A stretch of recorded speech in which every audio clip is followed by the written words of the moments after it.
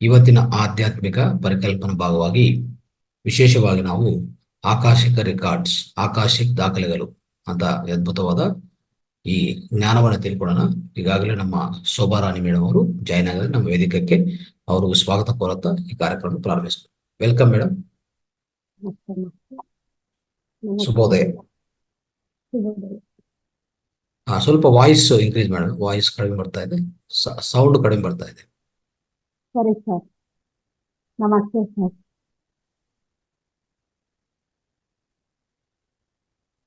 ಕೇಳ್ತಾ ಇದೆಯಾ ಸರ್ ಈಗ?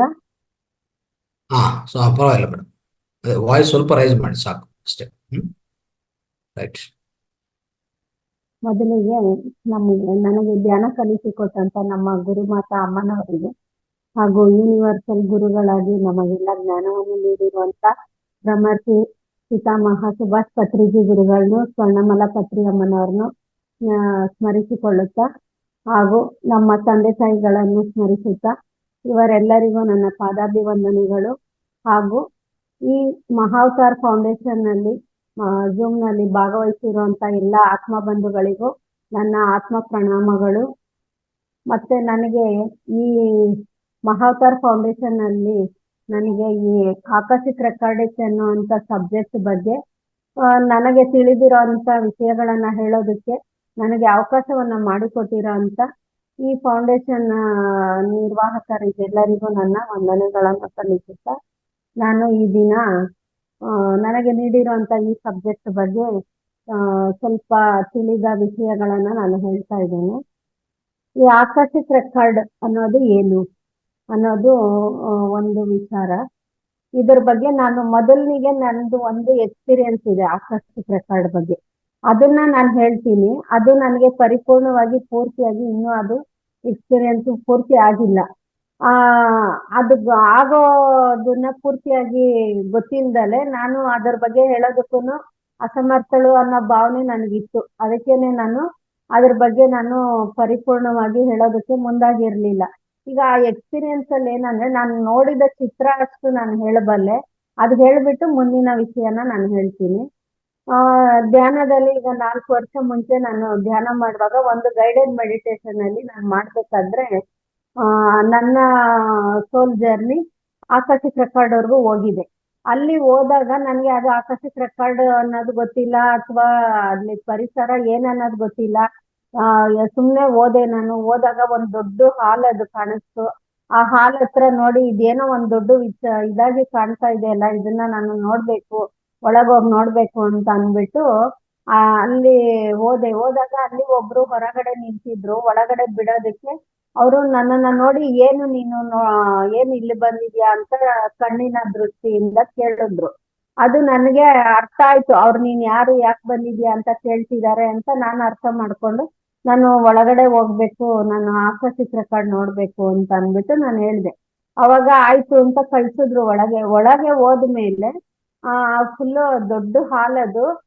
ರ್ಯಾಕ್ ಇತ್ತು, ರ್ಯಾಕ್ ಅಲ್ಲಿ ಎಷ್ಟೋ ಎಲ್ಲ ಬಂಡಲ್ ಬುಕ್ಸ್ ಎಷ್ಟೊಂದಿತ್ತು. ಗೋಲ್ಡ್ ಕಲರ್ ಬುಕ್ಸ್, ಅದ್ರ ಮೇಲೆ ಕೆಲವು ರೆಡ್ ಕಲರ್ ಅಲ್ಲಿ ಸೈಡ್ ಅಲ್ಲಿ ರ್ಯಾಕ್ ಮಾಡಿರೋಂತ ಬುಕ್ಸ್, ಕೆಲವು ಗ್ರೀನ್ ಕಲರ್ ಅಲ್ಲಿ ಇತ್ತು, ಕೆಲವು ಬ್ಲೂ ಕಲರ್ ಅಲ್ಲಿ ಇತ್ತು, ಕೆಲವು ರೆಡ್ ಕಲರ್ ಅಲ್ಲಿ ಇತ್ತು. ಈ ತರ ಇದ್ದಿದ್ ಬುಕ್ ನಾನು ನೋಡ್ಬಿಟ್ಟು ಅದನ್ನ ಇಷ್ಟು ರಾಶಿನಲ್ಲಿ ನಾನು ಹೇಗೆ ನಂದು ಬುಕ್ ನೋಡಕ್ಕಾಗುತ್ತೆ ಅಂತ ಅಂದ್ಬಿಟ್ಟು ನಾನ್ ಅನ್ಕೊಂಡೆ. ನನ್ಗೆ ಆಕಾಶಿಕ್ ರೆಕಾರ್ಡ್ ಅನ್ನೋದು ಗೊತ್ತಿಲ್ಲ, ನನ್ನ ಹಿಸ್ಟ್ರಿನ ಅದ್ರಲ್ಲಿ ನೋಡ್ಬೋದು ಅನ್ನೋದು ಗೊತ್ತಿಲ್ಲ, ಏನು ಗೊತ್ತಿಲ್ದಲೆ ಅಲ್ಲಿ ಹೋಗಿದ್ದಿದ್ದು. ಆಗ ಗೈಡೆಡ್ ಮೆಡಿಟೇಷನ್ ಅಲ್ಲಿ ಅದ್ರ ಬಗ್ಗೆ ಹೇಳ್ತಾ ಇದ್ರು. ನೀವ್ ಹಿಂಗೆ ಹೋಗಿದ್ದೀರಾ, ಅಲ್ಲಿ ನೋಡಿ ಅಂತ ಅಂದ್ಬಿಟ್ಟು ಹೇಳಿದ್ರು. ಯಾವ ರೀತಿ ನೋಡ್ಬೇಕು ಅನ್ನೋ ಮಾಹಿತಿನ ಅವ್ರು ಹೇಳ್ತಾ ಇದ್ರು. ಆದ್ರೆ ನನ್ಗೆ ಅಷ್ಟೊತ್ತಿಗೆ ಟ್ರಾನ್ಸ್ ಬಂದ್ಬಿಟ್ಟೆ. ಬುಕ್ ಅಂತೂ ನೋಡ್ಬಿಟ್ಟು ಅದನ್ನ ತಗೊಂಡ್ರೆ ತುಂಬಾ ವೆಯ್ಟ್ ಇತ್ತು ಬುಕ್. ತಗೊಂಡು ನೋಡ್ಬಿಟ್ಟು ಆ ಬುಕ್ ಅವರು ನನ್ಗೆ ಹೇಳಿದ್ದು, ನಿಮ್ಮ ಡೇಟ್ ಆಫ್ ಬರ್ತ್ ಹೇಳಿ, ನಿಮ್ಮ ಕಣ್ಮುಂದೆ ಬರುತ್ತೆ ನಿಮ್ ಬುಕ್ ಅಂದ್ರು. ಆಯ್ತು ಅಂತ ಡೇಟ್ ಆಫ್ ಬರ್ತ್ ಹೇಳಿದ ತಕ್ಷಣ ಆ ಬುಕ್ ಬಂದ ಮೇಲೆ ಅದು ನಿಮ್ದೇನ ಬುಕ್ ಒಳಗಡೆ ಹೆಸರು ಇರುತ್ತೆ ನೋಡ್ಕೊಳ್ಳಿ ಅಂದ್ರು.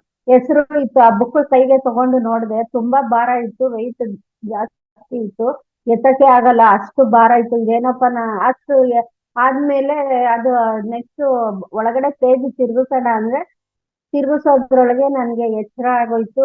ಮತ್ತೆ ಅದು ನನ್ಗೆ ಆಗ್ಲಿಲ್ಲ. ಆಮೇಲೆ ಬಂದ್ಬಿಟ್ಟೆ. ನಾನು ಬಂದ್ಬಿಟ್ಮೇಲೆ ಒಂದ್ಸರಿ ಪ್ರೇಮ್ನಾಥ್ ಸರ್ಗೆ ನಾನು ಹೇಳ್ಕೊಂಡೆ, ಈ ತರ ಹಿಂಗಾಗಿತ್ತು ಸರ್ ಅಂದಾಗ ಅವರು, ಇಲ್ಲಮ್ಮ ನೀನು ಸಾಧನೆ ಜಾಸ್ತಿ ಮಾಡು, ನಿನ್ಗೆ ಗೊತ್ತಾಗುತ್ತೆ ಅಂದ್ರು. ಅದೇ ತರ ಮಾಡ್ತಾ ಇದ್ದೆ. ಮತ್ತೆ ಇನ್ನೊಂದ್ಸರಿ ಅದು ಎಕ್ಸ್ಪೀರಿಯನ್ಸ್ ಆಯ್ತು. ಅವಾಗ ಒಂದ್ ಸ್ವಲ್ಪ ಮುಂಚೆಗಿಂತಲೂ ಭಾರ ಕಡಿಮೆ ಆಗಿತ್ತು, ಕಡಿಮೆ ಹಾಳೆಗಳು ಉಳಿದಿತ್ತು ಒಳಗಡೆ. ಅದೇನಿದೆ ಏನು ಅಂತ ನನಗೇನು ಓದೋದಕ್ಕೆ ಆಗ್ಲಿಲ್ಲ. ಅಲ್ಲಿವರೆಗೂ ನನ್ಗೆ ಎಕ್ಸ್ಪೀರಿಯನ್ಸ್ ಆಗಿತ್ತು. ಅದು ಅಷ್ಟು ಬಿಟ್ರೆ ನನ್ಗೆ ಅದ್ರ ಬಗ್ಗೆ ನನ್ಗೇನು ಬೇರೆ ಮಾಹಿತಿ ಅನ್ನೋದು ಗೊತ್ತಾಗಿಲ್ಲ ನನ್ನ ಬಗ್ಗೆ. ಇಷ್ಟು ಆದ್ಮೇಲೆ ಈಗ ನಾನು ಆಕರ್ಷಿಕ್ ರೆಕಾರ್ಡ್ ಬಗ್ಗೆ ಏನು ಹೇಳ್ಬೋದು ಅಂತ ಅಂದ್ರೆ, ಇದು ಆಕರ್ಷಿಕ್ ರೆಕಾರ್ಡ್ಗಳು ಅಂದ್ರೆ ಮಾಹಿತಿಗಳ ದಾಖಲೆಗಳು ಇರುವಂತ ಒಂದು ದೊಡ್ಡ ಕೋಣೆ ಅದು ಆಗಿರುತ್ತೆ. ಅಲ್ಲಿ ನಮ್ಮ ಎಲ್ಲ ಮೂಲ ಚೈತನ್ಯದಿಂದ ನಮ್ಮ ಆತ್ಮ ಜನ್ಮ ತಗೊಂಡು ಇಲ್ಲಿವರೆಗೂ ಬಂದಿರುವಂತ ಪ್ರಯಾಣಗಳು, ನಾವು ಎಷ್ಟು ಜನ್ಮಗಳೆಲ್ಲ ತಗೊಂಡಿದೀವಿ, ಖನಿಜ ಜಾತಿ ಇರ್ಬೋದು, ವೃಕ್ಷ ಸಂಪತ್ತಿನ ಜಾತಿ ಇರ್ಬೋದು, ಯಾವ ರೀತಿನಲ್ಲಿ ನಾವು ಜನ್ಮ ತಗೊಂಡಿದೀವೋ ಆ ಎಲ್ಲಾ ಜನ್ಮಗಳ ವಿವರಣೆಗಳು ಕೂಡ ಆ ಪುಸ್ತಕದಲ್ಲಿ ದಾಖಲಾಗಿ ಇರುತ್ತೆ. ಅದರಲ್ಲಿ ನಾವು ಜನನ ಮರಣಗಳು ಏನೇನೆಲ್ಲ ಮಾಡಿದೀವಿ, ನಮ್ಮ ಕರ್ಮಗಳೇನು, ಕರ್ಮಗಳಲ್ಲಿ ಶುಭ ಕರ್ಮಗಳು, ಅಶುಭ ಕರ್ಮಗಳು ಏನೇನೆಲ್ಲ ನಮ್ದಿದೆಯೋ ನಮ್ಮ ಪೂರ್ಣ ಮಾಹಿತಿ ಅದ್ರೊಳಗೆ ದಾಖಲಾಗಿರುತ್ತೆ.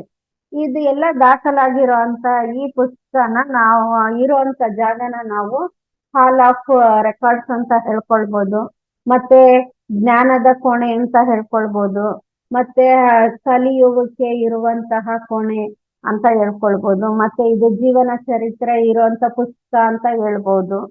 ಮತ್ತೆ ಇದನ್ನ ಅದು ನಾವು ಸುಳ್ಳು ಹೇಳ್ಬೋದು ಭೌತಿಕ ರೂಪದಲ್ಲಿ, ಆದ್ರೆ ನಮ್ಮ ಆಕರ್ಷಿಕ್ ರೆಕಾರ್ಡ್ ಬುಕ್ ಅಲ್ಲಿ ಯಾವುದೇ ಸುಳ್ಳು ದಾಖಲೆಗಳು, ಮಾಹಿತಿಗಳು ಏನೂ ಇರೋದಿಲ್ಲ. ಆಮೇಲೆ ಇದನ್ನ ಎಥರಿಕ್ ಬಾಡಿ ರೆಕಾರ್ಡ್ಗಳು ಅಂತಾನು ಹೇಳ್ಕೊಳ್ಬೋದು. ಮತ್ತೆ ಇನ್ನೊಂದು ದೇವರ ಕಣ್ಣು ಅಂತಾನು ಹೇಳ್ಬೋದು, ದಿ ಐ ಆಫ್ ಗಾಡ್ ಅಂತ ಹೇಳ್ಕೊಳ್ಬೋದು. ಈ ರೀತಿ ಈ ಪುಸ್ತಕಕ್ಕೆ ಎಷ್ಟೋ ಹೆಸರುಗಳಿಂದ ಇದನ್ನೆಲ್ಲ ನಾವು ಕರಿಬಹುದು. ಮತ್ತೆ ಈ ಆಕರ್ಷಿಕ್ ರೆಕಾರ್ಡ್ ಅಲ್ಲಿ ಮೂಲವಾಗಿ ನಾವೇನ್ ನೋಡ್ಬೋದು ಅಂದ್ರೆ, ನಮ್ಮ ಗತ ಜನ್ಮದ ವಿಚಾರಗಳು, ಮತ್ತೆ ಈಗ ಈ ಕ್ಷಣದ ಈ ಜನ್ಮದ ವಿಚಾರಗಳು, ಮತ್ತೆ ಮುಂದಿನ ಜನ್ಮ ನಾವು ಯಾವ ರೀತಿ ತಗೊಳ್ತೀವಿ ಅನ್ನೋ ವಿಚಾರಗಳು ಕೂಡ ಅದರಲ್ಲಿ ದಾಖಲಾಗಿರುತ್ತೆ. ಅದು ದಾಖಲಾಗಿರುವಂತ ವಿಚಾರಗಳೆಲ್ಲವೂ ಕೂಡ ಎಲ್ಲವೂ ಸತ್ಯವೇ ಆಗಿರುತ್ತೆ. ಅದು ಯಾವ ರೀತಿ ಅಂತ ಅಂದು ನಾವು ನೋಡ್ಕೊಂಡಾಗ, ನಾವು ಈ ಭೌತಿಕ ಶರೀರದ ಕಣ್ಣುಗಳಿಂದ ನಾವು ನೋಡಕ್ಕಾಗೋದಿಲ್ಲ. ಈ ಆಕರ್ಷಿಕ್ ರೆಕಾರ್ಡ್ ಅನ್ನೋದು ಯಾವುದೇ ಆಕಾಶದಲ್ಲಿ ಎಲ್ಲೂ ಇಲ್ಲ, ನಮ್ಮ ಹೈಯರ್ ಡೈಮೆನ್ಷನ್ ಅಲ್ಲಿ ಇರುತ್ತೆ. ಈ ಹೈಯರ್ ಡೈಮೆನ್ಷನ್ ಅಂತ ಅಂದ್ರೆ ನಮ್ಮ ಕಾಸಲ್ ಬಾಡಿನಲ್ಲಿ ಇರುತ್ತೆ. ಇದನ್ನ ನಾವು ನೋಡ್ಬೇಕು ಅಥವಾ ಇಲ್ಲಿಗೆ ನಾವು ತಲುಪಬೇಕು ಅಂತ ಅಂದ್ರೆ ನಾವು ಸಾಧನಾ ಮಾರ್ಗವಾಗಿನೇ ನಾವು ಮಾಡ್ಕೊಳ್ಬೇಕು. ಅದನ್ನ ನಮ್ಮ ಸಾಧನಾ ಮಾರ್ಗವಾಗಿನೇ ನಾವು ಅಲ್ಲಿಗೆ ಹೋಗೋದಕ್ ಸಾಧ್ಯ. ನಾವು ಹೆಚ್ಚು ಹೆಚ್ಚು ಧ್ಯಾನಗಳನ್ನ ಮಾಡ್ತಾ ನಮ್ಮ ಸ್ಥಿತಿಯನ್ನ, ನಮ್ಮ ಫ್ರೀಕ್ವೆನ್ಸಿಯನ್ನ ಬೆಳೆಸ್ಕೊಂಡಾಗ ನಾವು ಅಲ್ಲಿಗೆ ಹೋಗೋದಕ್ ಸಾಧ್ಯ ಆಗುತ್ತೆ. ನಾವು ಎಷ್ಟು ಫ್ರೀಕ್ವೆನ್ಸಿನಲ್ಲಿ ಇರ್ತೀವೋ ಅಷ್ಟು ಹೈಯರ್ ಡೈಮೆನ್ಷನ್ಗೆ ಹೋಗೋದಕ್ಕೆ ಸಾಧ್ಯ ಆಗುತ್ತೆ. ಈ ಆಕರ್ಷಿಕ್ ರೆಕಾರ್ಡ್ ಅನ್ನೋದು ಹೈಯರ್ ಡೈಮೆನ್ಷನ್ ಅಲ್ಲಿ ಇರುವಂತದ್ದು. ಇಲ್ಲಿ ನಾವು ತಲುಪಬೇಕಾದ್ರೆ ಎಷ್ಟು ಸಾಧನೆ ಮಾಡ್ಕೊಂಡು ನಾವು ಹೋದ್ರುನು ನಮಗೆ ಮಧ್ಯದಲ್ಲಿ ಎಷ್ಟೋ ಅಡ್ಡಿಗಳೆಲ್ಲ ಬರ್ತಾ ಇರುತ್ತೆ. ಆ ಅಡ್ಡಿಗಳನ್ನೆಲ್ಲ ಮೀರಿ ನಾವು ಒಂದೇ ಗುರಿ ಇಟ್ಕೊಂಡು ನನ್ನ ವಿಚಾರದ ಬಗ್ಗೆ ನಾನು ತಿಳ್ಕೊಳ್ಬೇಕು. ಅದು ಸುಮ್ನೆ ಎಲ್ಲರಿಗೂನು ಸಿಗೋದಿಲ್ಲ, ನೋಡೋದಕ್ಕೂ ಆಗೋದಿಲ್ಲ. ಏನಾದ್ರೂ ನಾವು ಒಂದು ಕಾಯಿಲೆಗಳಿಂದಲೋ ಅಥವಾ ನಮಗೆ ಮೇಲಿಂದ ಮೇಲೆ ಅವಮಾನಗಳಿರ್ಬೋದು ಅಥವಾ ನೋವುಗಳಿರ್ಬೋದು, ಏನೇ ಒಂದು ವಿಚಾರದ ಬಗ್ಗೆ ನಾವು ಅದನ್ನ ತಿಳ್ಕೊಳ್ಳೋ ಅವಶ್ಯಕತೆ ನಮ್ಗೆ ಮುಖ್ಯವಾಗಿದ್ರೆ ನಮ್ಗೆ ಆ ಆಲೋಚನೆ ಕೂಡ ಬರುತ್ತೆ. ಇದು ಆಕರ್ಷಿಕ್ ರೆಕಾರ್ಡ್ ನೋಡ್ಕೊಳ್ಬೇಕು ನಂದು ಅಂತ ಅಂದ್ಬಿಟ್ಟು ನಮ್ಗೆ ಅನ್ಸುತ್ತೆ. ಇಲ್ಲ ಅಂದ್ರೆ ನಮ್ಗೆ ಅದ್ರ ಕಡೆ ಗಮನ ಕೂಡ ಬರೋದಿಲ್ಲ. ಅದು ಸಾಮಾನ್ಯವಾಗಿ ಎಲ್ಲರಿಗೂನು ಅದು ನಾನ್ ನೋಡ್ಕೋಬೇಕು ಅಥವಾ ಆ ವರ್ಡ್ ಕೇಳೋದು ಕೂಡ ಅಸಾಧ್ಯನೇ ಆಗಿರುತ್ತೆ ಎಲ್ಲಾರ್ಗುನು. ಏನ್ ಹಣೆ ಬರನೋ ಏನ್ ಕರ್ಮನೋ ನಂದು ಅಂತ ನಾವ್ ಅನ್ಕೊಳ್ತೀವಿ ಹೊರ್ತು ಅದನ್ನ ಈ ರೀತಿನೂ ಒಂದು ದಾಖಲಾಗಿರುತ್ತೆ. ನಾನು ಇದ್ರಲ್ಲಿ ವಿಚಾರಗಳು ನೋಡ್ಕೋಬಹುದು, ನಾವ್ ಅನುಭವಿಸ್ತಾ ಇರೋಂತ ಕರ್ಮಗಳಿಗೆ ಕಾರಣ ಏನು ಅಂತ ತಿಳ್ಕೊಬಹುದು ಅನ್ನೋ ವಿಚಾರ ನಮ್ಗೆ ಗೊತ್ತಾಗೋದಿಲ್ಲ. ಯಾವಾಗ ನಾವು ಸಾಧನೆಯಲ್ಲಿ ಇರ್ತೀವಿ ಸಾಧನೆಯಲ್ಲಿದ್ದಾಗ ನಮ್ಮ ಮನಸ್ಸಿನಲ್ಲಿ ಬಂದಿರುವಂತ ಆಲೋಚನೆಗಳಿಗೆಲ್ಲ ಉತ್ತರ ರೂಪವಾಗಿ ಆ ಸಾಧನ ಮೂಲಕನೇ ನಮ್ಗೆ ಎಕ್ಸ್ಪೀರಿಯನ್ಸ್ ಆಗಿನೋ ಅಥವಾ ಕನಸಿನ ಮೂಲಕನೋ ನಮಗೆ ಆಕರ್ಷಿತ ರೆಕಾರ್ಡ್ ಅಲ್ಲಿ ನಮ್ಮದೇ ಆದಂತ ಪುಸ್ತಕ ಏನಿದೆಯೋ ಅದರಲ್ಲಿ ಒಳಗಡೆ ನಮೂದಾಗಿರುವಂತ ದಾಖಲೆಗಳು ನಮ್ಮ ಕಣ್ಮುಂದೆ ಕನಸಿನ ರೂಪದಲ್ಲಿ ಅಥವಾ ಎಕ್ಸ್ಪೀರಿಯನ್ಸ್ ರೂಪದಲ್ಲಿ ನಮ್ಗೆ ಕಾಣಿಸುತ್ತೆ. ಇಲ್ಲ ಅಂತ ಅಂದ್ರೂ ಕೂಡ ಈ ಎರಡೂ ರೀತಿಯಿಂದ ಅಲ್ಲದೇನು ಕೂಡ ನಮಗೆ ಭೌತಿಕವಾಗಿ ನಮ್ಮ ಒಡನಾಟದಲ್ಲಿ ಸಿಗುವಂತ ವ್ಯಕ್ತಿಗಳ ರೂಪದಲ್ಲಿ ಕೂಡ ಆಕರ್ಷಿತ ರೆಕಾರ್ಡ್ ಅಲ್ಲಿ ಇರುವಂತ ವಿಚಾರಗಳು ನಮ್ಗೆ ಉತ್ತರ ರೂಪವಾಗಿ ನಮ್ಮ ಒಡನಾಟದಲ್ಲಿ ಬರುವಂತ ವ್ಯಕ್ತಿಗಳ ಮೂಲಕ ಕೂಡ ನಮ್ಗೆ ತಿಳಿಸ್ತಾ ಇರುತ್ತೆ. ಆ ಯೂನಿವರ್ಸ್ ಆ ಕೆಲಸ ಮಾಡ್ತಾ ಇರುತ್ತೆ. ಅದನ್ನ ನಾವು ಗಮನಿಸದ ಹೊರತು ನಮ್ಗೆ ಅದು ಅರ್ಥ ಆಗೋದಿಲ್ಲ.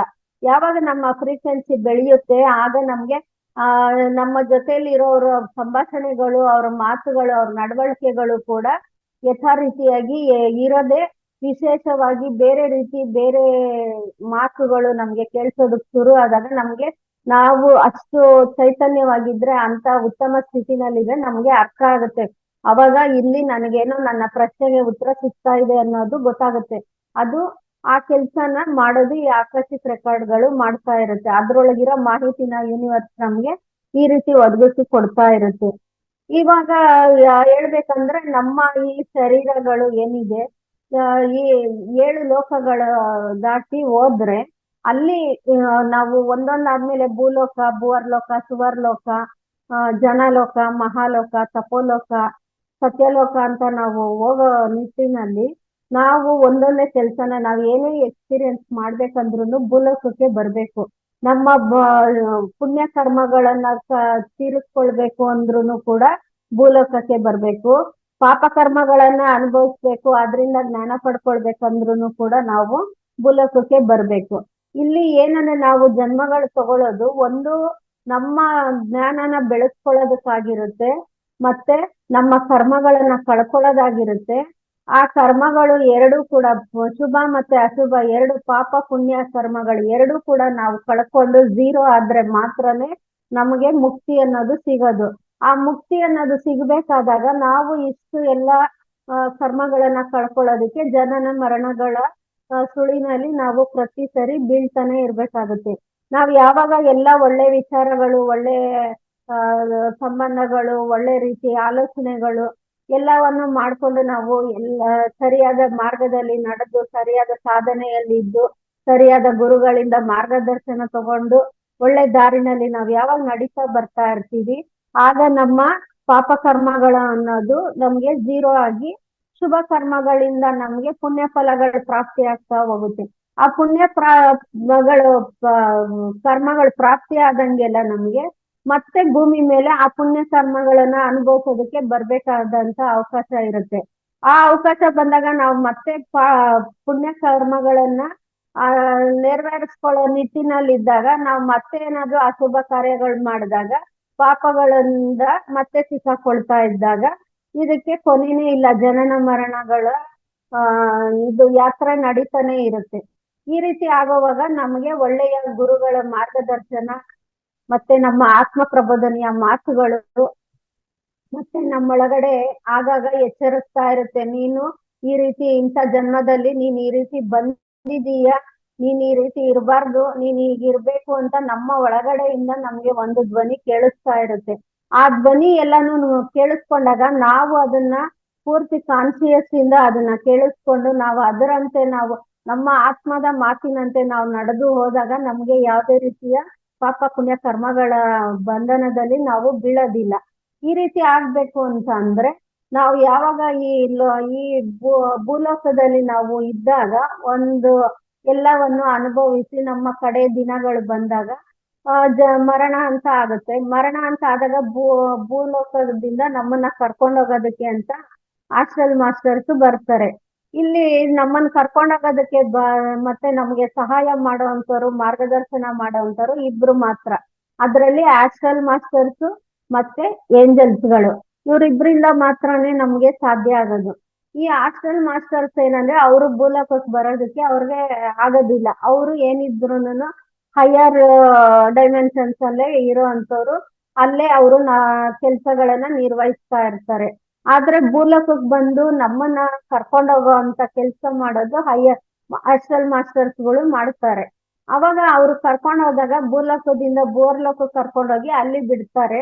ನೀನು ಇಷ್ಟು ದಿನ ಭೂಲೋಕದಲ್ಲಿ ತುಂಬಾ ಕಷ್ಟಪಟ್ಟು ಎಲ್ಲ ಮಾಡಿದೀಯ, ಇನ್ನ ಸ್ವಲ್ಪ ಕಾಲ ನೀವು ಇಲ್ಲಿದ್ದು ವಿಶ್ರಾಂತಿ ತಗೊಂಡು ನೀವು ಮುಂದಿನ ಪ್ರಯಾಣನ ಮಾಡ್ಬೋದು ಅಂತ ಹೇಳ್ತಾರೆ.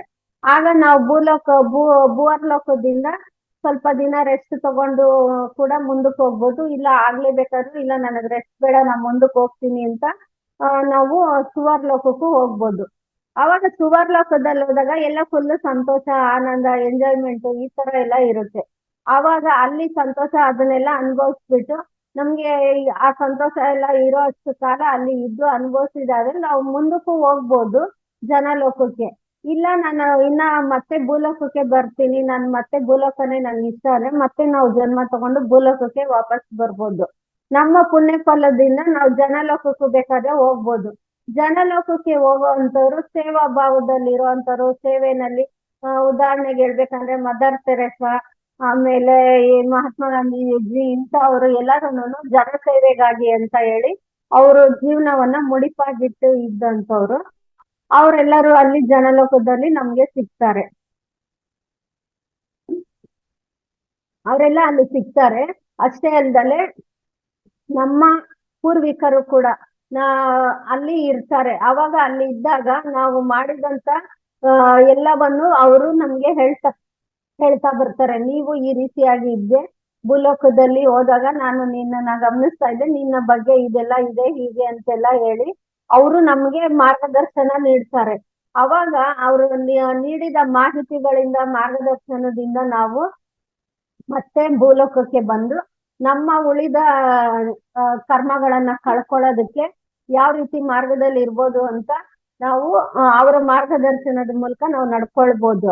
ಕೆಲವು ಸಾರಿ ಭೂಮಿಗೆ ಬಂದ ಮೇಲೆ ಭೂಮಿಯ ಸ್ಥಿತಿಗತಿಗಳಿಗೆ ಆಕರ್ಷಣೆಗೆ ಒಳಗಾಗಿ ನಾವು ಬಂದ ವಿಚಾರನ ಮರೆತು ಇಲ್ಲಿನ ಎಲ್ಲ ಜೀವನಕ್ಕೆ ಒಳಗಾಗಿ ನಾವು ಮರ್ತೋಗ್ಬಿಡ್ತೀವಿ.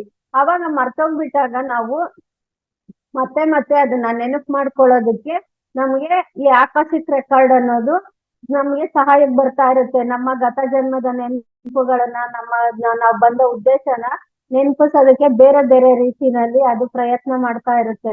ನಮಗ್ ಅರ್ಥ ಆಗೋವರ್ಗುನು ಬಿಡೋದಿಲ್ಲ. ಅದು ಯಾವ್ದಾದ್ರು ಒಂದು ರೂಪದಲ್ಲಿ ನಮ್ಗೆ ತೋರಿಸ್ಕೊಡ್ತಾ ಇರುತ್ತೆ. ಚಿತ್ರಗಳು, ಆಡಿಯೋಗಳು, ಕೆಲವು ಧ್ವನಿಗಳು ಈ ರೀತಿ ಎಲ್ಲ ಬರ್ತಾ ಇರುತ್ತೆ.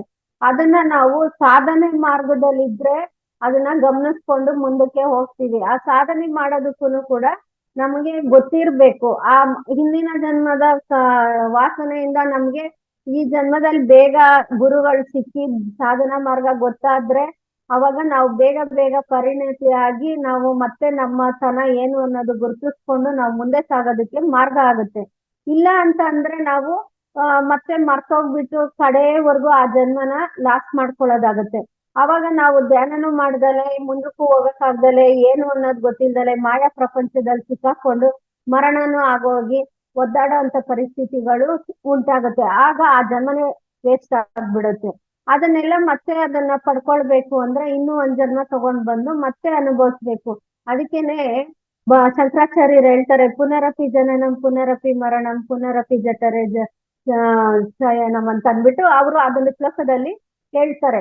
ಆದ್ರೆ ನಾವು ಇದನ್ನೆಲ್ಲ ನಮ್ಗೆ ನೆನಪು ಮಾಡ್ಕೊಡೋದಕ್ಕೆ ಮತ್ತೆ ನಮ್ಮನ್ನ ಉನ್ನತ ಲೋಕಕ್ಕೆ ಕರ್ಕೊಂಡು ಹೋಗೋದಕ್ಕೆ ಯಾವಾಗ ಆಸ್ಟಲ್ ಮಾಸ್ಟರ್ಸ್ ಬರ್ತಾರೆ ಆಗ ನಮ್ಮ ಸಾಧನಾ ಶಕ್ತಿಯಿಂದ ನಾವು ಅವ್ರ ಜೊತೆ ನಾವು ಹೋದಾಗ ನಮ್ಗೆ ಮಾರ್ಗದರ್ಶನನೂ ಸಿಗುತ್ತೆ. ಅಲ್ಲಿಂದ ಮುಂದಕ್ಕೆ ಏಂಜಲ್ಸ್ ಗಳು ನಮ್ಮನ್ನ ಕರ್ಕೊಂಡು ಹೋಗ್ತಾರೆ. ಕರ್ಕೊಂಡು ಹೋಗ್ಬಿಟ್ಟು ಅವರು ನಮ್ಮನ್ನ ಯಾವ ಲೋಕದಲ್ಲಿ ಬಿಡ್ಬೇಕು, ಹೇಗೆ ನಾವು ಹೋಗ್ಬೇಕು ಅನ್ನೋ ಮಾರ್ಗದರ್ಶನ ಕೊಟ್ಟು ನಮ್ಮ ಶಕ್ತಿಯಿಂದ ನಾವೇ ಮುಂದುವರಿಯೋ ಹಾಗೆ ಅವರು ಸಹಾಯ ಮಾಡ್ತಾ ಬರ್ತಾರೆ ನಮ್ಗೆ.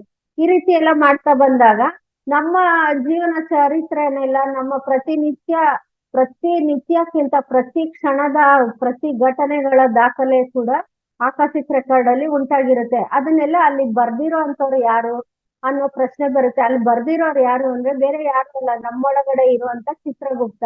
ಅಂದ್ರೆ ನಮ್ಮ ಚಿತ್ತದಲ್ಲಿ ಅಡಗಿರುವಂತ ವಿಚಾರಗಳನ್ನೆಲ್ಲ ಅಲ್ಲಿ ಚಿತ್ರಗುಪ್ತ ಅನ್ನೋ ಹೆಸರಿನಲ್ಲಿ ಅವರು ಎಲ್ಲ ದಾಖಲಾಗಿ ಮಾಡ್ತಾ ಇರ್ತಾರೆ. ಅಲ್ಲಿ ಯಮ ಅಂತ ಒಬ್ರು ಇರ್ತಾರೆ. ನಮ್ಮ ಎಲ್ಲ ನೋಡಿದಾಗ ನಮ್ಮ ಒಪ್ಪು ತಪ್ಪುಗಳನ್ನೆಲ್ಲ ನಾವು ನೋಡಿದಾಗ ಈ ಸುವರ್ಲೋಕದಲ್ಲಿದ್ದಾಗ ನೀನ್ ಏನೇನೆಲ್ಲ ಮಾಡಿದ್ಯಾ, ನಿನ್ನ ಕ್ರಿಯೆನೆಲ್ಲ ನೀನು ಗಮನಿಸು, ನೀನ್ ನೋಡು ಅಂತ ನಮ್ಗೆ ನಮ್ಮ ಚಿತ್ರನ ನಮ್ಗೆ ತೋರಿಸ್ಕೊಡ್ತಾರೆ. ಮತ್ತೆ ನಮ್ಮದೇ ಪುಸ್ತಕನ ನಮ್ಮ ಮುಂದೆ ಇಡ್ತಾರೆ. ನಾವ್ ಏನೇನೆಲ್ಲ ಮಾಡ್ತೀನಿ ಭೂಲೋಕಕ್ಕೆ ಹೋದ್ಮೇಲೆ ಅಂತ ನಾವೆಲ್ಲ ದಾಖಲು ಮಾಡಿ ಬಂದಿರ್ತೀವಿ. ಅದನ್ನೆಲ್ಲ ನಾವು ಓದಿ ನೋಡಿದಾಗ ನಾವು ಮಾಡ್ತೀನಿ ಅಂತ ಬರ್ದು ಬಂದಿರೋ ಅಂತದ್ದು ಒಂದು, ನಾವು ಮಾಡಿರೋದೇ ಇನ್ನೊಂದು ಆಗಿದ್ದಾಗ ಇದಕ್ಕೋಸ್ಕರ ನಾವು ಮತ್ತೆ ಮತ್ತೆ ನಾವು ಜನ್ಮ ಎತ್ತಿ ಬರ್ಬೇಕಾಗಿದೆ. ಈ ಜನ್ಮದಲ್ಲಿ ನಾನು ಮಾಡ್ಬೇಕು ಅನ್ಕೊಂಡಿದ್ ಮಾಡ್ದಲೆ ಬೇರೆ ಏನೋ ಮಾಡ್ಬಿಟ್ಟಿದೀನಿ ಅಂತ ಪಶ್ಚಾತ್ತಾಪ ಪಟ್ಕೊಂಡು ದುಃಖ ಪಡೋಂತ ಸ್ಥಿತಿ ಆಗುತ್ತೆ. ಆದ್ರೆ ಅಲ್ಲಿ ಮಾಸ್ಟರ್ಸ್ ಹೇಳ್ತಾರೆ, ಏನು ಯೋಚನೆ ಮಾಡ್ಬೇಡ, ನೀನ್ ಮತ್ತೆ ಭೂಮಿಗೆ ಹೋಗು, ಮತ್ತೆ ನೀನು ಏನ್ ಮಾಡ್ಬೇಕಂತ ನೀನು ಅನ್ಕೊಂಡಿದ್ಯಾ ಅಂತ ನಮ್ಮನ್ನೇ ಕೇಳ್ತಾರೆ. ಆಗ ಇಲ್ಲ, ನಾನು ಇದ್ರಲ್ಲಿ ಪರಿಪೂರ್ಣ ಆಗ್ಬೇಕು. ಅಲ್ಲಿ ನಮ್ಗೇನ್ ಜನ್ಮ ತಗೊಳ್ಳೋದು ಕೂಡ ನಮ್ಮ ಇಚ್ಛೆ. ಅದು ನಾವು ತಗೊಂಡ್ರೆ ತಗೊಳ್ಬೋದು, ಬಿಟ್ರೆ ಬಿಡ್ಬೋದು. ಯಾವುದೇ ಎಷ್ಟೋ ವರ್ಷಗಳ ನಂತರ ಕೂಡ ನಾವು ಆ ಕರ್ಮ ಫಲಗಳನ್ನ ಪೂರ್ತಿ ಮಾಡ್ಕೊಳ್ಳೋದಕ್ಕೆ ನಾವು ಮತ್ತೆ ಬರ್ಲೇಬೇಕದಕ್ಕೆ. ಅದು ಯಾವಾಗ ಬೇಕಾದ್ರೂ ನಾವು ಜನ್ಮ ತಗೊಳ್ಳುವಂತ ಫ್ರೀ ವಿಲ್ ನಮಗಿರುತ್ತೆ. ಅವಾಗ ನಾವು ಇಲ್ಲ, ಇದು ಬೇಗ ಮುಗಿಸ್ಕೊಂಡ್ಬಿಡ್ಬೇಕು ಅಂತ ನಮ್ಗೆ ಕಾತುರತೆ ಇದ್ರೆ ನಾವು ಹಿಂದೆನೆ ಜನ್ಮ ತಗೊಂಡು ಬರ್ಬೋದು. ಆ ಜನ್ಮ ತಗೊಳ್ಳೋವಾಗ್ಲೂ ಕೂಡ ನಮ್ಮ ಕರ್ಮಗಳನ್ನ ಕಳಿಯೋ ಅಂತ ಅಥವಾ ಅನುಭವಿಸೋದಕ್ಕೆ ಸಹಾಯಕವಾಗಿರುವಂತ ಮನೆಗಳನ್ನ, ವ್ಯಕ್ತಿಗಳನ್ನ ನಾವು ಆಯ್ಕೆ ಮಾಡ್ಕೊಳ್ತೀವಿ. ನಾವೇ ಆಯ್ಕೆ ಮಾಡ್ಕೊಂಡು ನನ್ನ ಇಂಥ ಕರ್ಮಗಳು ಕಳಿಬೇಕಂದ್ರೆ ಇಂಥ ಮನೆಯಲ್ಲೇ ನಾನ್ ಜನ್ಮ ಆಗ್ಬೇಕು, ಇಂಥ ತಂದೆ ತಾಯಿಗಳಿಗೆ ನಾನು ಹುಟ್ಟಬೇಕು, ಅದು ನಾನು 10 ವರ್ಷ ಇರ್ಬೇಕು ಅನ್ಕೊಂಡ್ರೆ 10 ವರ್ಷದಷ್ಟು ಕರ್ಮ ಫಲ ಇದೆ, ನಾನು 10 ವರ್ಷ ಆದ್ಮೇಲೆ ನಾನು ಮುಗಿಸ್ಕೊಂಡ್ ಬಂದ್ಬಿಡ್ತೀನಿ. ಅಥವಾ 6 ತಿಂಗಳಿದೆ ಅಷ್ಟು ಮುಗಿಸ್ಕೊಂಡ್ ಬಂದ್ಬಿಡ್ತೀನಿ. ಅಥವಾ ನಾನು ಹುಟ್ಟಿದ್ದು ನನ್ಗೆ ಭೂಲೋಕ ನೋಡ್ಬೇಕು, ಅಷ್ಟೇ ನನ್ನ ಇಷ್ಟ, ನಾನು ಹುಟ್ಟಿ ಹಿಂದೆನೆ ವಾಪಸ್ ಬಂದ್ಬಿಡ್ತೀನಿ ಅಂತ ಜನ್ಮ ತಗೊಂಡು ಬಂದು ಕೆಲವು ಸರಿ ಹುಟ್ಟಿದ ತಕ್ಷಣ ಮಗು ಆಗಿರುವಾಗ್ಲೇನೆ ಮರಣ ಹೊಂದಿರುವಂತ ಘಟನೆಗಳು, ಸ್ವಲ್ಪ ಕಾಲಕ್ಕೇನೆ ಮರಣ ಆಗಿ ಹೋಗಿರುವಂತ ಘಟನೆಗಳು ಇವೆಲ್ಲವೂ ನಡೆದಿರುತ್ತೆ. ಇವೆಲ್ಲವೂ ಕೂಡ ನಮ್ಮ ಪಾಪ ಕರ್ಮ ಆಗ್ಲಿ ಪುಣ್ಯ ಕರ್ಮದ ಫಲವಾಗಿ ನಾವೇ ತೆಗೆದುಕೊಂಡು ಬಂದಿರೋಂತ ಜನ್ಮಗಳ ವಿಚಾರದಂತೆ ನಾವು ನಡ್ಕೊಂಡಿರ್ತೀವಿ. ಇದಕ್ಕೆ ಯಾರದೇ ಅಲ್ಲಿ ಒಪ್ಪು ತಪ್ಪುಗಳು ಇರೋದಿಲ್ಲ. ನಮ್ಮದೇ ಇಷ್ಟದಂತೆ ನಾವು ಬಂದಿರ್ತೀವಿ. ನಮ್ಮ ಸಮಯ ಮುಗಿದ್ಮೇಲೆ ನಾವು ಹೋಗಿರ್ತೀವಿ, ನಮ್ಮ ಕೆಲ್ಸಗಳು ಮುಗಿದ್ಮೇಲೆ. ಇಲ್ಲಿ ಯಮ ಅನ್ನೋಂಥವ್ರು ಯಾರು ಇಲ್ಲ, ಚಿತ್ರಗುಪ್ತ ಅನ್ನೋಂಥವ್ರು ಯಾರು ಇಲ್ಲ. ಚಿತ್ರಗುಪ್ತ ನಾವೇನೆ, ನಮ್ಮೊಳಗಡೆ ಇರೋ ಕಾನ್ಶಿಯಸ್ ಚಿತ್ರಗುಪ್ತ. ಆ ಯಮ ಅನ್ನೋದು ಕೂಡ ನಮಗೆ ಬರುವಂತ ಮಾಯೆಗಳು. ಆ ಯಮನ ಹಿಂದೆ ಮುಂದೆ ತಿರುಗು ಮುರುಗಾಗಿ ಓದಿದ್ರೆ ಮಾಯೆ ಅಂತ ಓದ್ಕೋಬಹುದು. ಹಾಗೆ ನಮಗೆ ಬರುವಂತ ಈ ಮಾಯೆಗಳು ಕೂಡ ಯಾವ್ದೇ ರೀತಿಯಲ್ಲಿ ನರಕ ಇದೆ, ಸ್ವರ್ಗ ಇದೆ, ಅಲ್ಲಿ ನಾವು ಮರಣ ಹೊಂದಿದಾಗ ನಮ್ಗೆ ಇಂಥ ಶಿಕ್ಷೆಗಳು ಸಿಗುತ್ತೆ, ನಾವ್ ಇಂಥ ಕರ್ಮ ಮಾಡಿರೋದಕ್ಕೆ ಇಂಥದೇ ಶಿಕ್ಷೆಗಳನ್ನ ನಾವು ಅನುಭವಿಸ್ಬೇಕಾಗಿದೆ, ಇಂಥ ಶಿಕ್ಷೆ ಕೊಡ್ತಾರೆ, ಅಲ್ಲಿ ನರಕ ಇದೆ, ಆತರ ಏನೇನೋ ಎಲ್ಲ ನಾವು ಕೇಳಿರ್ತೀವಿ ಪುರಾಣಗಳಲ್ಲಿ. ಆದ್ರೆ ಅದ್ ಯಾವ್ದುನು ಅಲ್ಲಿ ಯಾವ್ದು ಇಲ್ಲ. ಅಲ್ಲಿ ಏನೇ ಇದ್ರೂನು ಅದಕ್ಕೆ ನಮಗ್ ನಾವೇನೇನೆ ಆ ಕರ್ಮ ಕ್ಲಿಯರ್ ಮಾಡ್ಕೊಳ್ಳೋದಕ್ಕೋಸ್ಕರ ಆ ರೀತಿ ಜನ್ಮಗಳನ್ನ ತಗೊಂಡು ಆ ರೀತಿ ಕಷ್ಟಗಳನ್ನ ತಗೊಂಡು ಬಂದಿರ್ತೀವಿ ನಾವು. ಮತ್ತೆ ಕೆಲವ್ರಿಗೆ ಕಷ್ಟಗಳೆಲ್ಲ ಪೂರ್ತಿ ಝೀರೋ ಮಾಡ್ಕೊಂಡು ಬರೀ ಪುಣ್ಯದ ಫಲ ಮಾತ್ರ ಇರುತ್ತೆ. ಆ ಪುಣ್ಯ ಫಲನು ಝೀರೋ ಮಾಡ್ಕೊಳ್ಳೋದಕ್ಕೋಸ್ಕರ ಭೂಮಿ ಮೇಲೆ ಬರ್ತಾರೆ. ಆ ಪುಣ್ಯ ಫಲನ ಝೀರೋ ಮಾಡ್ಕೊಳ್ಳೋ ನಿಟ್ಟಲ್ಲಿ ಅದನ್ನ ಮಾಡ್ತಾ ಮಾಡ್ತಾ ಮತ್ತೆ ಪಾಪ ಕರ್ಮಗಳು ಅದ್ರೊಳಗೆ ಸೇರ್ಕೊಂಡ್ಬಿಟ್ಟು ಮತ್ತೆ 2 ಆಡ್ ಆಗಿ ಪಾಪ ಪುಣ್ಯ 2 ಮತ್ತೆ ಸೇರಿ ಹಿಂಗೆ ಸುಳಿನಲ್ಲಿ ಸಿಕ್ಕಾಕೊಂಡು ಜನನ ಮರಣಗಳು ನಡೀತಾನೆ ಇರುತ್ತೆ. ಇದ್ ಯಾವ್ದಕ್ಕೂ ನಾವು ಸಿಕ್ಕಾಕೊಳ್ದಲೆ ನಾವು ಸರಿಯಾದ ರೀತಿನಲ್ಲಿ ಒಂದನ್ನ ಪೂರೈಸ್ಕೊಂಡು ನಾವು ಹೋಗ್ಲೇಬೇಕು ಅಂತ ನಾವು ನಿರ್ಧಾರ ಮಾಡ್ಕೊಂಡು ಮಾಡಿದಾಗ, ಕಠಿಣ ಸಾಧನೆ ಮಾಡಿದಾಗ ಆ ಕಾನ್ಶಿಯಸ್ ಅನ್ನೋದು ಅಷ್ಟು ಚೈತನ್ಯ ಸ್ಥಿತಿಯಿಂದ ಉನ್ನತ ಸ್ಥಿತಿನಲ್ಲಿ ಇದ್ದಾಗ ನಮಗೆ ಮರೆವು ಅನ್ನೋದು ಇರೋದಿಲ್ಲ. ಗತ ಜನ್ಮ ಎಷ್ಟೋ ಜನ ಯೋಗಿಗಳಿಗೆ, ಸಾಧಕರಿಗೆ ಗೊತ್ತಿರುತ್ತೆ. ಮತ್ತೆ ಇವರು ವೀರಬ್ರಹ್ಮೇಂದ್ರ ಸ್ವಾಮಿಗಳು ಆಗಿರ್ಬೋದು, ಮತ್ತೆ ಕೆಲವು ಯೋಗಿಗಳಿರ್ಬೋದು, ಅವರೆಲ್ಲರೂ ಕೂಡ ಅವರು ಸಾಧನಾ ಮೂಲಕವಾಗಿ ಅವರ 3ನೇ ಕಣ್ಣಿಂದ ಅವರು ನೋಡಿ ಮುಂದೆ ನಡೆಯುವಂತ ಪ್ರಪಂಚದಲ್ಲಿ ನಡೆಯುವಂತ ಕೆಲವು ಘಟನೆಗಳನ್ನೆಲ್ಲ ಅವರ ಥರ್ಡ್ ಐ ಮೂಲಕ ಅವ್ರು ನೋಡ್ಕೊಂಡು ಹೇಳ್ತಾರೆ, ಆ ಆ ಆ ಆ ಅದೆಲ್ಲವೂ ಕೂಡ ಆಕಸ್ಮಿಕ್ ರೆಕಾರ್ಡ್ ಅಲ್ಲೇ ದಾಖಲಾಗಿರುತ್ತೆ. ಮತ್ತೆ ಇನ್ನೊಂದ್ ಏನಂದ್ರೆ ಅವ್ರಿಗೆ ಆ ಶಕ್ತಿ ಹೇಗ್ ಬರುತ್ತೆ, ಕಾಲ ಜ್ಞಾನ ಹೇಳುವಂತ ಶಕ್ತಿ ಅಂದ್ರೆ ಅವ್ರ ಸಾಧನೆನ ಅಷ್ಟು ವಿಧವಾಗಿ, ಅಷ್ಟು ಕಠಿಣವಾಗಿ ಮಾಡ್ಕೊಂಡಿರ್ತಾರೆ. ಮಾಡಿ ಆ ಶಕ್ತಿಯಿಂದ ಅವರು ಹೇಳೋದಕ್ಕೆ ಸಾಧ್ಯ ಆಗುತ್ತೆ. ಮತ್ತೆ ಈ ಆಕಸ್ಮಿಕ್ ರೆಕಾರ್ಡ್ ವಿಚಾರನ ಒಬ್ರು ನಮ್ಮ ಪುಸ್ತಕನ ನಾವೊಬ್ರೇ ನೋಡೋದಕ್ ಸಾಧ್ಯ ಇರೋದು. ಮತ್ತೆ ನಮಗ್ ಸಾಧ್ಯ ಅನ್ಬಿಟ್ಟು ಬರೀ ನಾವು ನಮ್ಮ ಈ ಕಣ್ಣಿಂದ ನೋಡೋದಕ್ ಸಾಧ್ಯ ಇಲ್ಲ. ನಾವು ಹೆಚ್ಚು ಸ್ಥಿತಿನಲ್ಲಿ ಇದ್ರೆ, ಹೆಚ್ಚಿನ ಸ್ಥಾಯಿನಲ್ಲಿ ನಾವು ಇದ್ರೆ ನಮ್ಮದು ಕೂಡ ಪುಸ್ತಕದಲ್ಲಿ ಬರ್ದಿರೋದನ್ನ ಓದೋದಕ್ ಸಾಧ್ಯ ಆಗುತ್ತೆ. ಇಲ್ಲ ಅಂದ್ರೆ ಅದ್ರೊಳಗಡೆ ಇರುವಂತ ಒಂದು ಅಕ್ಷರನು ಕೂಡ ನಮ್ಗೆ ಕಾಣಿಸೋದಿಲ್ಲ. ಮತ್ತೆ ಅಲ್ಲಿ ನಮ್ಗೇನು ಓದೋದಕ್ ಆಗಿಲ್ಲ ಅಂದಾಗ ನಮ್ಗೆ ಮೆಡಿಟೇಷನ್ ಅಲ್ಲಾಗ್ಲಿ, ಕನ್ಸಲ್ಲಾಗ್ಲಿ, ಅಥವಾ ಸುಮ್ಮನೆ ನಮ್ಮ ಪಾಡಿಗೆ ನಾವು ಶೂನ್ಯ ಸ್ಥಿತಿನಲ್ಲಿ ನಾವು ಮೌನದಲ್ಲಿ ಇದ್ದಾಗ ನಮ್ಗೆ ಒಂದು ವಾಯ್ಸ್ ಕೇಳಿಸ್ತಾ ಇರುತ್ತೆ. ಆ ವಾಯ್ಸ್ ಟೆಲಿಪತಿ ಆಗಿರ್ಬೋದು, ಅಥವಾ ಕ್ಲೇರ್ ವಾಯ್ಸ್ ತರ ಬರ್ತಾ ಇರ್ಬೋದು. ಏನಾದ್ರೂ ಒಂದು ಸೌಂಡ್ ಬರ್ತಾ ಇರುತ್ತೆ. ಅದನ್ನ ನಾವು ಗಮನಿಸಿದಾಗ ಅಲ್ಲಿ ನಮ್ಗೆ ಏನೋ ಒಂದು ಇನ್ಫಾರ್ಮೇಶನ್ ಸಿಗ್ತಾ ಇರುತ್ತೆ. ಆ ಇನ್ಫಾರ್ಮೇಶನ್ ಎಲ್ಲಾನು ನಮ್ಗೆ ಆಕಸ್ಮಿಕ್ ರೆಕಾರ್ಡ್ ಇಂದಾನೆ ಸಿಗೋದು. ಅದನ್ನ ನಾವು ಗಮನಿಸಿ ನಾವು ಅದನ್ನ ಅಬ್ಸರ್ವ್ ಮಾಡಿ ಫಾಲೋ ಮಾಡಿದಾಗ ಕೆಲವು ಸಮಸ್ಯೆಗಳಿಗೆ ಅಥವಾ ಕೆಲವು ಘಟನೆಗಳಿಗೆ ನಮ್ಗೆ ಉತ್ತರ ಆಗಿ ಅದು ಸಿಕ್ಕಿರುತ್ತೆ. ನಾವು ಯಾವಾಗೋ ಒಂದ್ ಪ್ರಶ್ನೆ ಇಟ್ಕೊಂಡು ಇರ್ತೀವಿ, ಆ ಪ್ರಶ್ನೆಗೆ ಉತ್ತರ ಸಿಕ್ಕಿರೋದಿಲ್ಲ. ಯಾವಾಗ ನಾವು ಮೌನ ಸ್ಥಿತಿನಲ್ಲಿ ಇರ್ತೀವಿ, ಸಾಧನಾ ಮಾರ್ಗದಲ್ಲಿ ಇದ್ದಾಗ ಮೌನವಾಗಿ ಇರ್ತೀವಿ, ಫುಲ್ ಸೈಲೆಂಟ್ ಇದ್ದು ಯಾವುದೇ ಡಿಸ್ಟರ್ಬೆನ್ಸ್ ಇಲ್ದಲೆ ಮೈಂಡ್ ಅಲ್ಲಿ ಯಾವ ಆಲೋಚನೆಗಳು ಇಲ್ಲದೆ ಇರುವಂತ ಸಮಯದಲ್ಲಿ ನಮಗೆ ಆ ವಾಯ್ಸ್ ಅನ್ನೋದು ಕೇಳಿಸ್ತಾ ಬರುತ್ತೆ. ಅದನ್ನ ಕೇಳಿಸ್ಕೊಂಡು ನಾವು ಯಾವಾಗ ಹೆಚ್ಚು ಹೆಚ್ಚು ಸಾಧನೆ ಮಾಡ್ಕೊಂಡು, ಧ್ಯಾನ ಸಾಧನೆನ ಮಾಡ್ಕೊಂಡು ಆ ವಾಯ್ಸ್ ನ ನಾವು ಕೇಳಿಸ್ಕೊಂಡು ನಾವು ಅದರ ಪ್ರಬೋಧನೆಯಂತೆ ನಾವು ನಡೆದಾಗ ನಮ್ಮ ಆತ್ಮ ಅದನ್ನ ನಮಗ್ ತಿಳಿಸ್ಕೊಡ್ತಾ ಇರುತ್ತೆ. ಅವಾಗ ನಾವು ಅದರಂತೆ ನಾವು ಫಾಲೋ ಮಾಡ್ಕೊಂಡು ಹೋದಾಗ ನಮ್ಮ ಎಷ್ಟೋ ಪ್ರಶ್ನೆಗಳಿಗೆ, ನಾವು ಮುಂದೆ ಮಾಡ್ಬೇಕಾಗಿರೋಂತ ಕಾರ್ಯಗಳಿಗೆ ನಮ್ಗೆ ಬುನಾದಿಯಾಗಿ ನಮ್ಗೆ ಮಾರ್ಗದರ್ಶನ ಸಿಗ್ತಾ ಇರುತ್ತೆ. ಮತ್ತೆ ನಮ್ಮ ನಾವು ಆಕಸ್ಮಿಕ್ ರೆಕಾರ್ಡ್ ನೋಡ್ಬೋದು ಅನ್ನೋ ಹಾಗೆ ಬೇರೆಯವರ ರೆಕಾರ್ಡ್ ಅನ್ನ ನಾವು ನೋಡೋದಕ್ ಸಾಧ್ಯ ಇಲ್ಲ. ಅದು ನಮ್ಮ ಮಕ್ಕಳದೇ ಆಗಿರ್ಬೋದು, ಗಂಡಂದೇ ಇರ್ಬೋದು, ಅಥವಾ ನಮ್ಮ ಆತ್ಮೀಯರದ್ದು ಯಾರ್ದೇ ಇರ್ಬೋದು, ನಾವು ನೋಡೋದಕ್ಕೆ ಸಾಧ್ಯ ಇಲ್ಲ.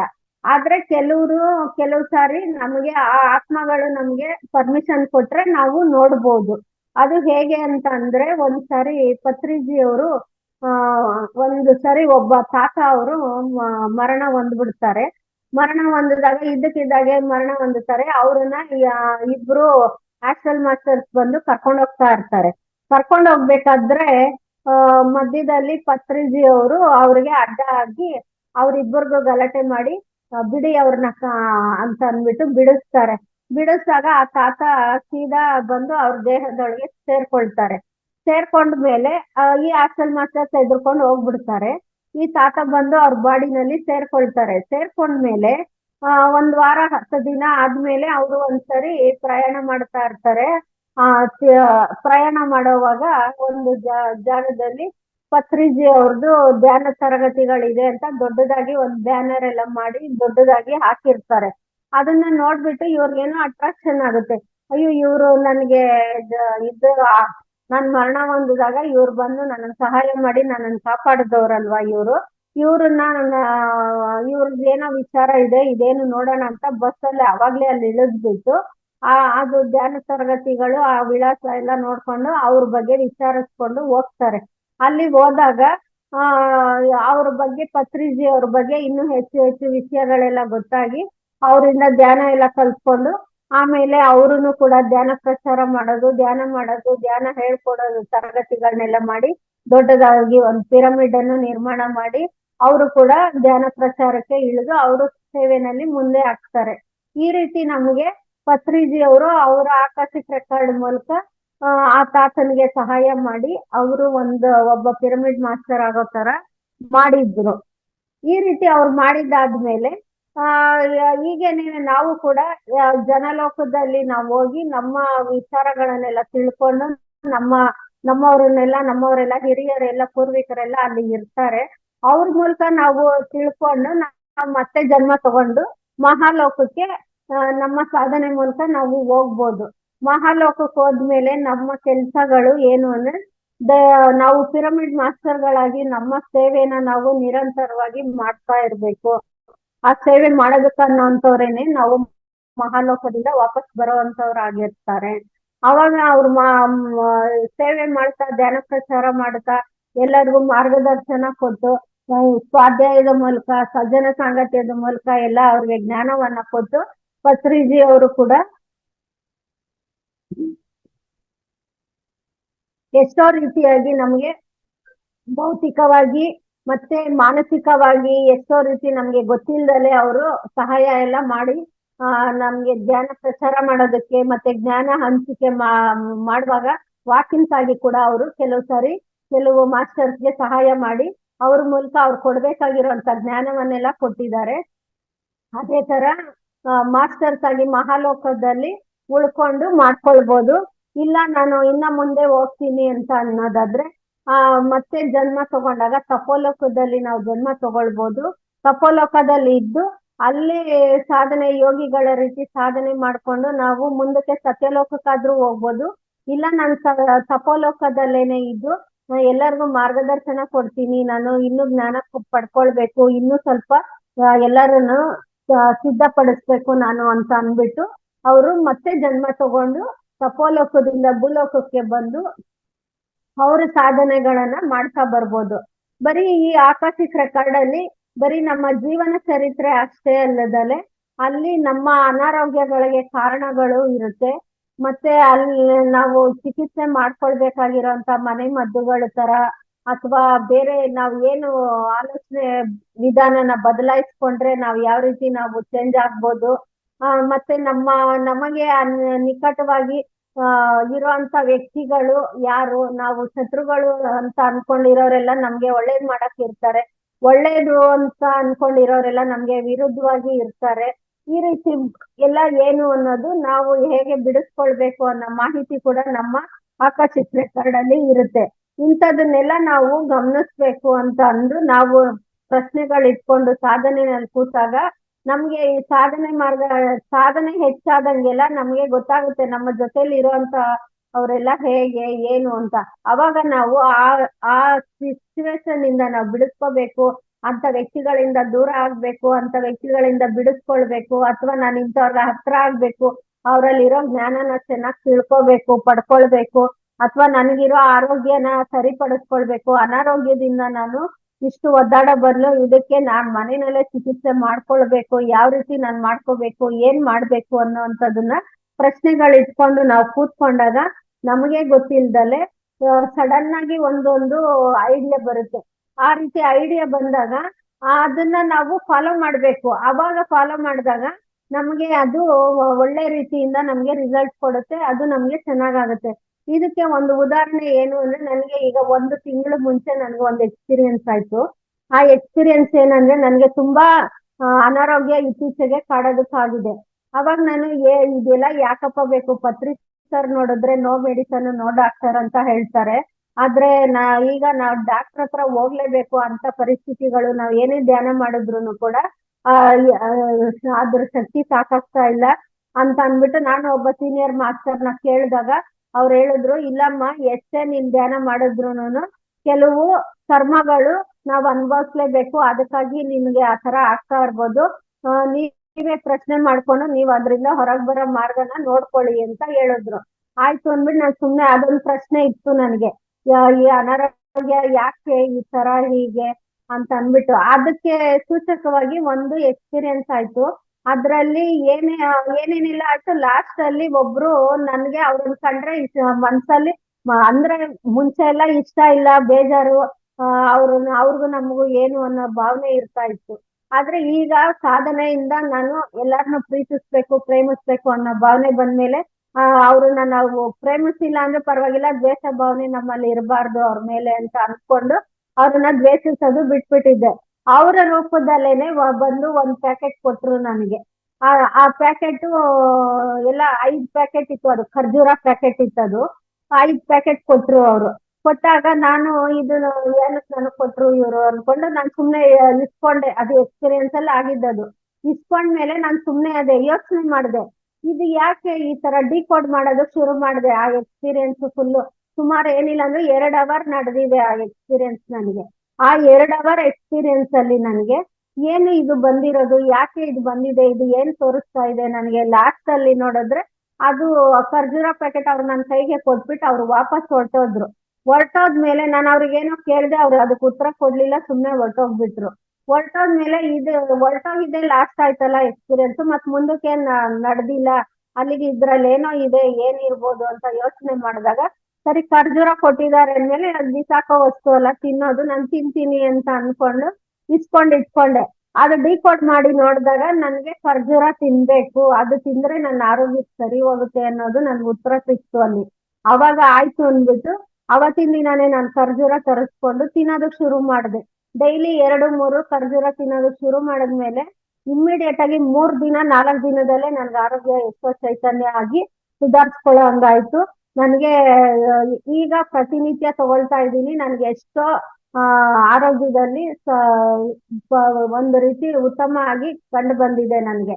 ಅದಕ್ಕೆ ನಾವು ಅನ್ಕೊಳ್ತೀವಿ ನಮ್ಗೆ ಹಾಸ್ಟೆಲ್ ಮಾಸ್ಟರ್ಸ್ ನಮಗೆ ಪ್ರೀತಿ ಪಾತ್ರರಾಗಿ ಬರೋದಿಲ್ಲ. ನಮ್ಗೆ ಯಾರು ಶತ್ರುಗಳು ಅನ್ಕೊಂಡಿರ್ತೀವೋ ಅವ್ರ ರೂಪದಲ್ಲಿ ಬರ್ಬೋದು, ಯಾರ್ ವೈರಿಗಳಿರ್ಬೋದು, ಅಥವಾ ನಮ್ಗೆ ಇಷ್ಟ ಇಲ್ಲದೆ ಇರೋಂತ ಇದು ಸ್ಥಳಗಳಲ್ಲಿ ಕಾಣ್ಬೋದು, ಇಷ್ಟ ಇಲ್ಲದೆ ಇರೋಂತ ವ್ಯಕ್ತಿಗಳಾಗಿ ಕಾಣ್ಬೋದು.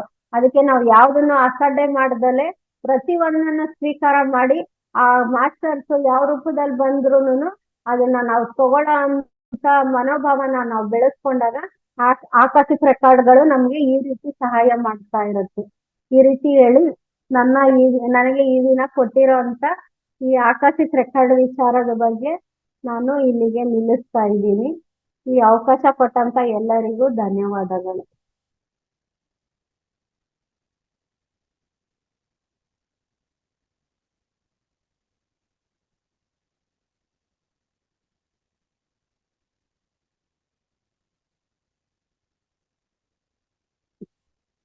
S madam, thank you. Thank you madam, ತುಂಬಾ ಧನ್ಯವಾದಗಳು. ಅದ್ಭುತವಾದ ಜ್ಞಾನ ತಿಳಿಸ್ಕೊಡ್ರಿ. ಇದು ಪೂರ್ತಿ ಜ್ಞಾನ ನೀವು ತಿಳಿಸ್ಕೊಡಕ್ಕೆ ಪ್ರಯತ್ನ ಮಾಡಿದ್ರಿ. ಅಂದ್ರೆ ಸೊ ಆಕಾಶಿಕ್ ರಿಗಾರ್ಡ್ಸ್ ಅಂದ್ರೆ ಇದು ನಾರ್ಮಲ್ ಟಾಪಿಕ್ ಅಲ್ಲ, ಇದು ಖಂಡಿತವಾಗಿ ತುಂಬಾ ಆಳವಾದ ಸಬ್ಜೆಕ್ಟ್. ಇದಕ್ಕೂ ಈ 45 ಮಿನಿಟ್ಸ್ ಸಾಕಾಗಲ್ಲ ಹೇಳ್ಬೇಕಂದ್ರೆ. ಸೊ ಆದ್ರೂ ನೀವು ತುಂಬಾ ಅದ್ಭುತವಾದ ಪ್ರಯತ್ನ ಮಾಡಿದ್ರಿ ಮೇಡಮ್. ತುಂಬಾ ಧನ್ಯವಾದಗಳು ಥ್ಯಾಂಕ್ ಯು ಸರ್. ಈ ಅದ್ಭುತವಾದ ಜ್ಞಾನಕ್ಕೆ ತಮಗೂ ಹೃದಯಪೂರ್ವಕ ಧನ್ಯವಾದಗಳು. ಸ್ನೇಹಿತರೆ, ಈಗ ನಿಮ್ಮ ಪ್ರಶ್ನೆಗಳು ಮತ್ತೆ ನಿಮ್ಮ ಅನುಭವ ಹಂಚಿಕೆ ದಯವಿಟ್ಟು ಮಾಡ್ತಾ ಹೋಗಿ. ದೀಪಾ ಮೇಡಮ್. ನಮಸ್ತೆ ಗುರುಜಿ. ನಮಸ್ತೆ ಮೇಡಮ್. ತುಂಬಾ ಅದ್ಭುತವಾದ ಟಾಪಿಕ್ ಆಕಾಶಿಕ್ ತತ್ವ, ಅದ್ರ ಬಗ್ಗೆ ತುಂಬಾ ಚೆನ್ನಾಗಿ ಹೇಳಿದ್ರಿ ಮೇಡಮ್. ಜನ್ಮಾಂತರಗಳ ವಿವರಣೆಯನ್ನ ನಾವು ಈ ಆಕಾಶಿಕ್ ರೆಕಾರ್ಡ್ ಅಲ್ಲಿ ದಾಖಲಾಗಿರುತ್ತೆ. ಅದು ಒಂದು ಜ್ಞಾನದ ಕೋಣೆ ಮತ್ತೆ ಜ್ಞಾನದ ಕಣ್ಣು ಅಂತ ನಾವು ತಿಳ್ಕೊಂಡ್ವಿ.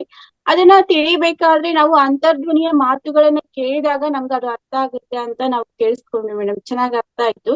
ಮತ್ತೆ ಚಿತ್ರಗುಪ್ತ ಅನ್ನೋರು ಎಲ್ಲೂ ಇರೋದಿಲ್ಲ, ಅವರು ನಮ್ಮಲ್ಲೇ ಇರ್ತಾರೆ. ಯಮ ಅನ್ನೋದು ಮಾಯೆ, ಅದು ಸಹ ಅವರು ನಮ್ಮಲ್ಲೇ ಇರ್ತಾರೆ ಅನ್ನೋದೆಲ್ಲ ವಿಷಯಗಳನ್ನು ಚೆನ್ನಾಗಿ ಅರ್ಥ ಮಾಡ್ಕೊಂಡ್ವಿ.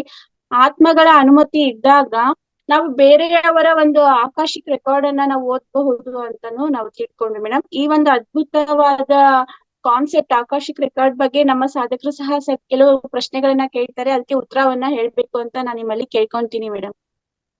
Okay madam. ಮಾಸ್ಟರ್ಸ್ ಯಾರ್ದಾದ್ರು ಪ್ರಶ್ನೆಗಳಿದ್ರೆ ಹ್ಯಾಂಡ್ ರೈಸ್ ಮಾಡಿ.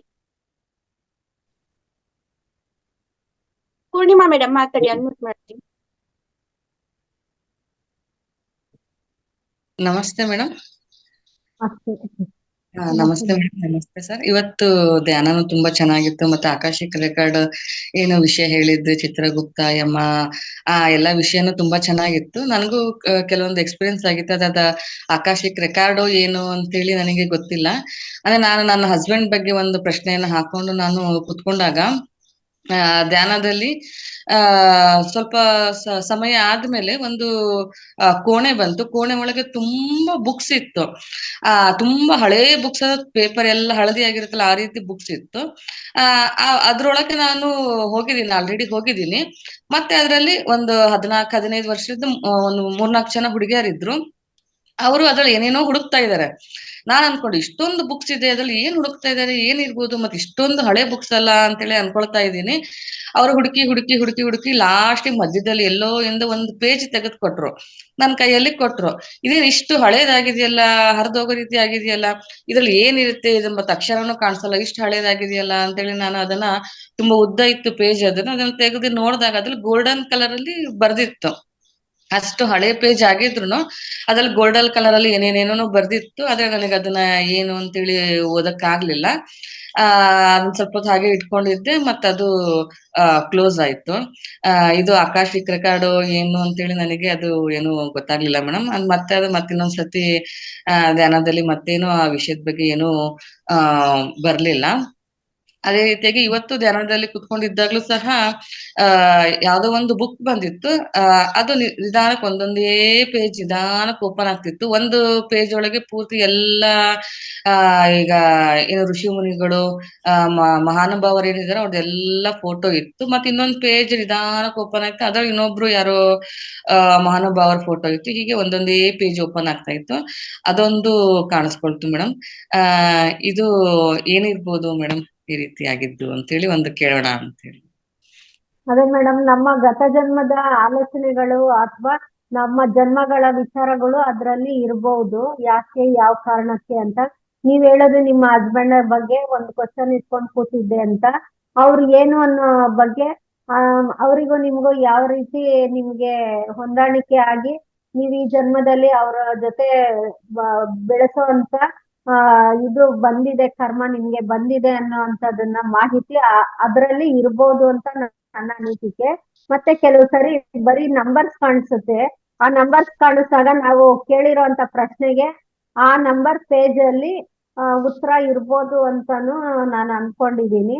ಈಗ ನಿಮ್ಗೆ ಅದು ಫೋಟೋಸ್ ಎಲ್ಲ ಇತ್ತು, ಈ ರೀತಿ ಇತ್ತು, ಏನಿರ್ಬೋದು ಅಂದ್ರೆ ನಿಮ್ಗೂ ಆ ರೀತಿ ಅದಕ್ಕೂ ಏನಾದ್ರೂ ಒಂದು ಸಂಬಂಧ ಇರ್ಬೋದು.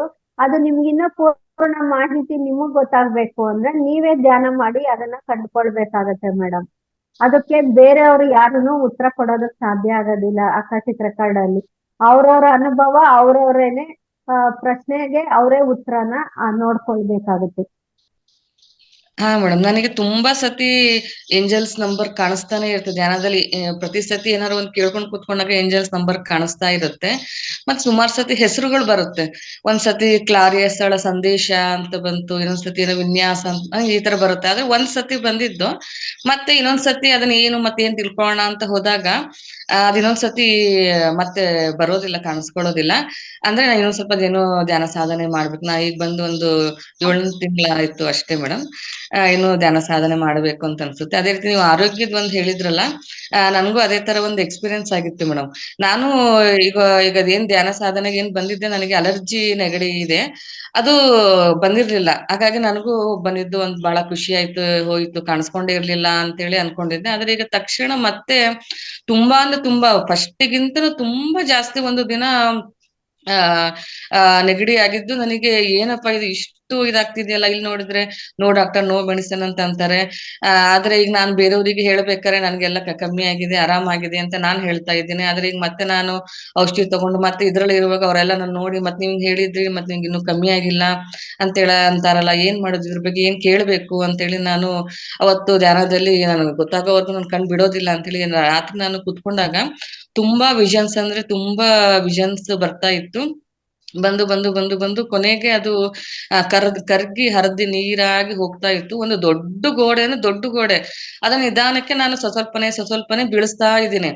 ಕಡೆಗೆ ಅದು ಆಗ್ಲಾರ್ದ ಜೋರಾಗಿ ಹತ್ತಿ ಹತ್ತಿ ಹತ್ತಿ ಅದು ಬ್ಲಾಕ್ಸ್ ಏನು ಮುಂದೆ ಬಂದಿತ್ತು ಅದನ್ನೆಲ್ಲ ಕೋಲ್ ತಗೊಂಡ್ ಬಿಳಿಸಿ ಕಡೆಗೆ ಅದು ಪೂರ್ತಿ ಏನ್ ಬಿಲ್ಡಿಂಗ್ ಬೀಳುತ್ತಲ್ಲ ಆ ತರ ಬಿದ್ದು ಹರಿದಿ ಹೋಗೋ ತರ ಅದು ಕಾಣಿಸ್ತು.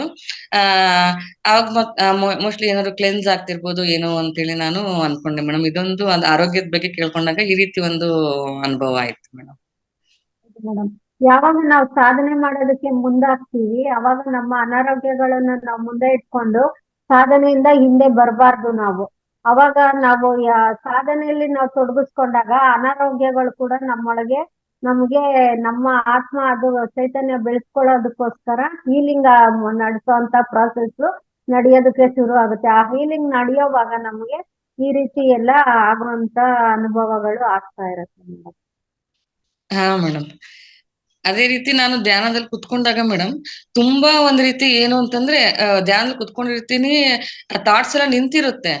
ಆದ್ರೆ ಏನೋ ಚರ್ಚೆ ಮಾಡ್ತಾ ಇರ್ತೀನಿ, ಯಾರ ಹತ್ರ ಏನೂ ಗೊತ್ತಿಲ್ಲ. ಮತ್ತೆ ಇದೇನ್ ಮತ್ತೆ ಥಾಟ್ಸ್ ಬರ್ತಾ ಇದೆಯಲ್ಲ, ಚರ್ಚೆ ಮಾಡ್ತಾ ಇದೀನಲ್ಲ ಅಂತೇನ್ ಮತ್ತೆ ಉಸಿರಾಟದ ಮೇಲೆ ಗಮನ ತಗೊಂಡು ಮಾಡ್ತಾ ಇರ್ತೀನಿ. ಅದೇನ್ ಚರ್ಚೆ ಮಾಡ್ತಿರ್ತೀನೋ ಏನೋ, ಯಾವ್ದೋ ಒಂದ್ ವಿಷಯದ ಬಗ್ಗೆ ಯಾರ ಹತ್ರನೋ ಮಾತಾಡ್ತಾ ಇರ್ತೀನಿ. ಅದು ಏನು ಅಂತೇಳಿ ಗೊತ್ತಾಗ್ಲಿಲ್ಲ ಮೇಡಮ್.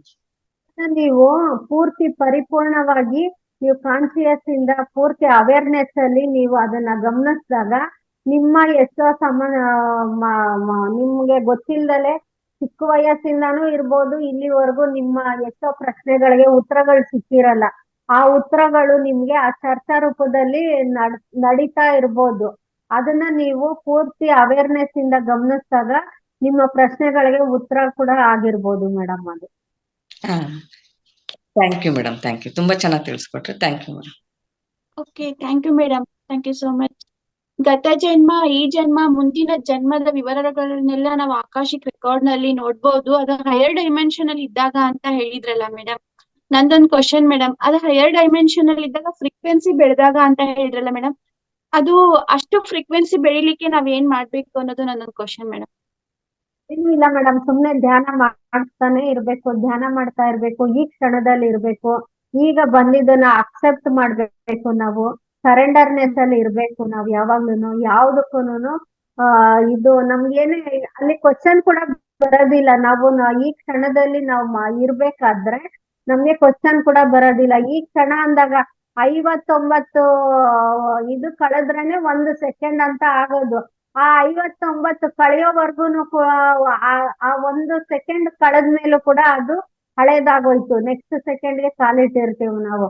ಅದಕ್ಕೇನೆ ನಾವು ಫುಲ್ ಈ ಕ್ಷಣದಲ್ಲಿ ನಮ್ಮ ಕಣ್ಮುಂದೆ ಏನಿದ್ಯೋ, ನಾವೇನ್ ಕೇಳಿಸ್ಕೊಳ್ತಿದೀವೋ, ನಾವೇನ್ ಮಾಡ್ತಾ ಇದೀವೋ ಅದರ ಜೊತೆನೆ ಇರ್ಬೇಕು. ಆ ಕ್ಷಣದಲ್ಲಿ ಅದ್ರ ಜೊತೆನೆ ಇದ್ದಾಗ ನಾವು ಪರಿಪೂರ್ಣವಾಗಿ ವರ್ತಮಾನದಿಂದ ಗತದಲ್ಲೂ ಹೋಗೋದಿಲ್ಲ, ಭವಿಷ್ಯದಲ್ಲೂ ಹೋಗೋದಿಲ್ಲ. ನಾವ್ ಈ ಕ್ಷಣದಲ್ಲಿ ನಾವು ಜೀವನ ಮಾಡೋದಕ್ಕೆ ಶುರು ಮಾಡಿದ ತಕ್ಷಣ ನಮ್ಗೆ ಕರ್ಮ ಅನ್ನೋದು ಅದಷ್ಟಕ್ಕೆ ಅದೇ ಕಳೆದೋಗ್ತಾ ಇರುತ್ತೆ. ಅಲ್ಲಿ ಪಾಪದ್ದು ಇರಲ್ಲ, ಪುಣ್ಯದ್ದು ಇರೋದಿಲ್ಲ, ಎರಡೂ ಕೂಡ 0 ಆಗ್ತಾ ಬರುತ್ತೆ. ಅದಕ್ಕೆ ಹೇಗೆ ಒಂದು ಉದಾಹರಣೆ ಹೇಳ್ಬೋದಂದ್ರೆ, ಒಂದು ಈರುಳ್ಳಿ ತಗೊಂಡ್ರೆ ಅದರ ಸಿಪ್ಪೆನ ಬಿಚ್ಚುತ್ತಾ ಹೋದಂಗೆ ಕಡೆಯಲ್ಲಿ ಏನು ಉಳಿಯೋದಿಲ್ಲ ಈರುಳ್ಳಿನಲ್ಲಿ. ಆತರ ನಾವು ಆ ಈರುಳ್ಳಿಯಾಗಿ ಕೂತ್ಕೊಳ್ಬೇಕು. ನಮ್ಮ ಹಿಂದೆ ಮುಂದೆ ಎಲ್ಲ ಯಾವ ರೀತಿ ಸಿಪ್ಪೆ ಬಿಚ್ಕೊಂಡು ಹೋಗುತ್ತೋ ಹೋಗ್ತಾ ಇರ್ಲಿ. ಅಲ್ಲಿ ಪೆಟ್ಟು ಬಿದ್ರು ಬೀಳ್ಲಿಲ್ಲ ಅಂದ್ರೂ ಪರವಾಗಿಲ್ಲ, ಏನಾದ್ರೂ ಪರವಾಗಿಲ್ಲ. ನಮಗೆ ದೇವ್ರು ಅಂತ ಪೂಜೆ ಮಾಡ್ತಾರ, ಮಾಡ್ಲಿ, ಅದಕ್ಕೂ ನಾವು ನಿರ್ಲಿಪ್ತರಾಗಿರ್ಬೇಕು. ನಮ್ಗೆ ನೀನ್ ಸರಿ ಇಲ್ಲ ಅಂತ ಕಲ್ಲಲ್ಲಿ ಹೊಡಿತಾರ, ಏನ್ ಬೈತಾರ, ಅದಕ್ಕೂ ನಾವು ನಿರ್ಲಿಪ್ತತೆಯಿಂದ ಇರ್ಬೇಕು. ಯಾವ್ದಕ್ಕೂ ಸ್ಪಂದಿಸ್ಬಾರ್ದು. ಆದ್ರೆ ಅದನ್ನೆಲ್ಲ ಗಮನಿಸ್ಬೇಕು, ಸಾಕ್ಷಿಯಾಗಿ ನಾವ್ ಇರ್ಬೇಕು. ಯಾವಾಗ ಈ ಕ್ಷಣದಲ್ಲಿ ಸಾಕ್ಷಿಯಾಗಿ ಇರ್ತೀವೋ ಆಗ ನಮ್ಮ ಚೈತನ್ಯ ಸ್ಥಿತಿ ನಮ್ಗೆ ಗೊತ್ತಿಲ್ದಂಗೆ ಬೆಳೀತಾ ಹೋಗುತ್ತೆ.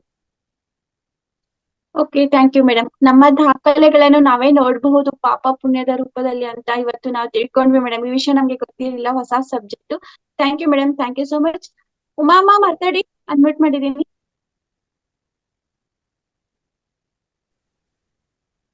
ನಮಸ್ಕಾರ ಗುರುಗಳೇ, ರಘುನಾಥ್ ಗುರುಗಳೇ. ನಮಸ್ಕಾರ ಮೇಡಮ್.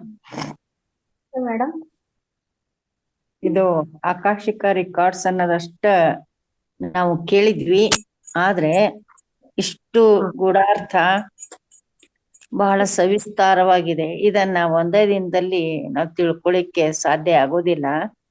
ನಮ್ಗ ರಘುನಾಥ್ ಗುರುಗಳು ಮೇಲಿಂದ ಮೇಲೆ ಇಂಥವ್ರ ಆಕಾಶ ರೆಕಾರ್ಡ್ ಬಗ್ಗೆ ಹೇಳ್ತಾನೆ ಇರ್ತಾರೆ.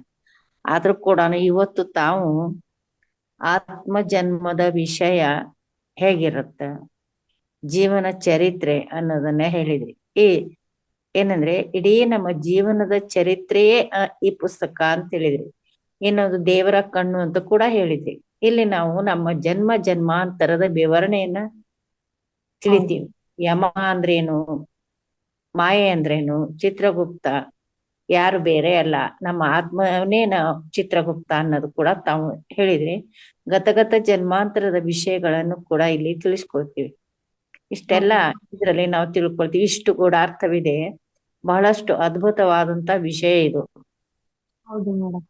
ಏನಂದ್ರೆ ಮೇಡಮ್, ಈಗ ನನ್ಗೆ ಯಾವಾಗಾದ್ರೂ ಧ್ಯಾನದಲ್ಲಿ ಕೂತ್ಕೊಂಡಾಗ ಅದೇನು ಕನಸು ನನಸು ಗೊತ್ತಾಗೋದಿಲ್ಲ.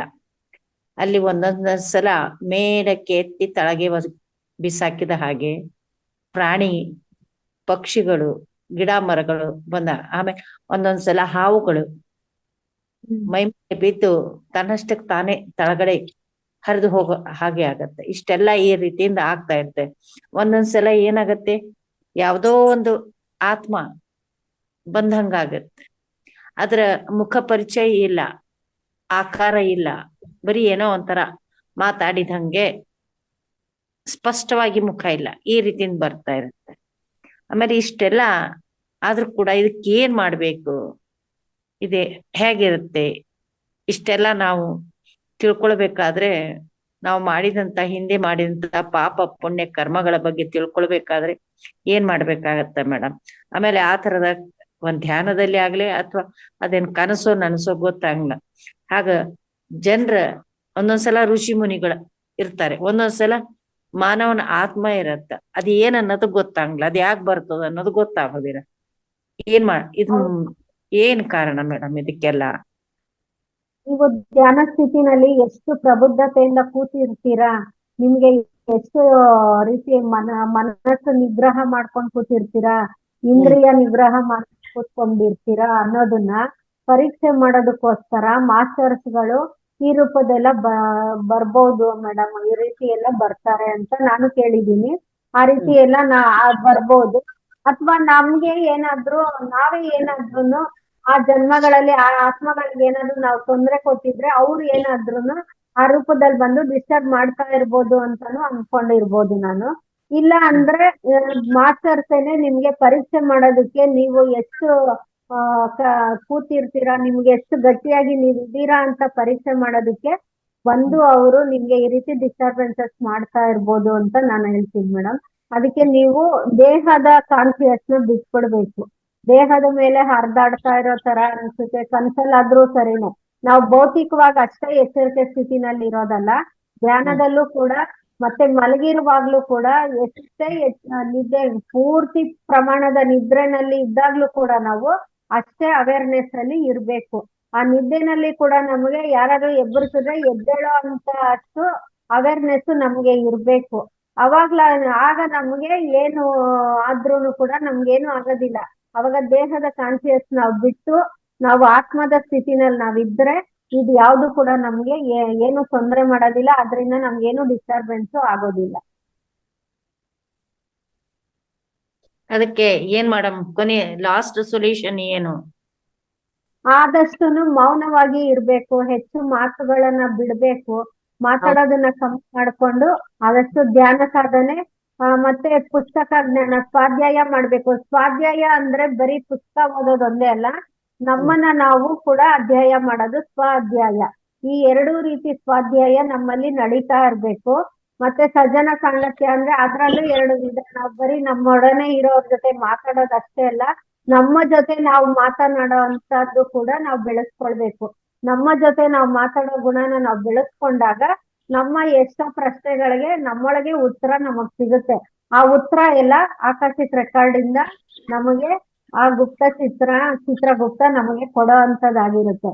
ಅದಕ್ಕೇನೆ ಸ್ವಾಧ್ಯಾಯನು ಕೂಡ ಎರಡು ರೀತಿ, ಸಜ್ಜನ ಸಂಗತ್ಯ ಕೂಡ ಎರಡು ರೀತಿ ಆಗಿರುತ್ತೆ. ಅದನ್ನ ನಾವು ಅಭ್ಯಾಸ ಮಾಡ್ಕೊಳ್ಬೇಕು. ಅಭ್ಯಾಸ ಮಾಡ್ಕೊಂಡಾಗ ಈಗ ನೀವು ನನಗೆ ಏನು ಪ್ರಶ್ನೆ ಕೇಳ್ಕೊಂಡಿದ್ದೀರಾ ಅದೇ ಪ್ರಶ್ನೆಗಳನ್ನ ನೀವು ನಿಮ್ಮ ಆತ್ಮದ ಜೊತೆ ಸಜ್ಜನ ಸಾಂಗತ್ಯ ಮಾಡಿದಾಗ ನಿಮಗೆ ಅದಕ್ಕೆ ಉತ್ತರಗಳು ಗೊತ್ತಾಗುತ್ತೆ. ಅವಾಗ ನೀವು ಯಾವ ರೀತಿ ನೀವು ಅದನ್ನ ಸರಿಪಡಿಸ್ಕೊಳ್ಬೋದು ಅಂತ ನಿಮ್ಮ ಆತ್ಮವೇ ನಿಮ್ಗೆ ಉತ್ತರ ಕೊಡುತ್ತೆ.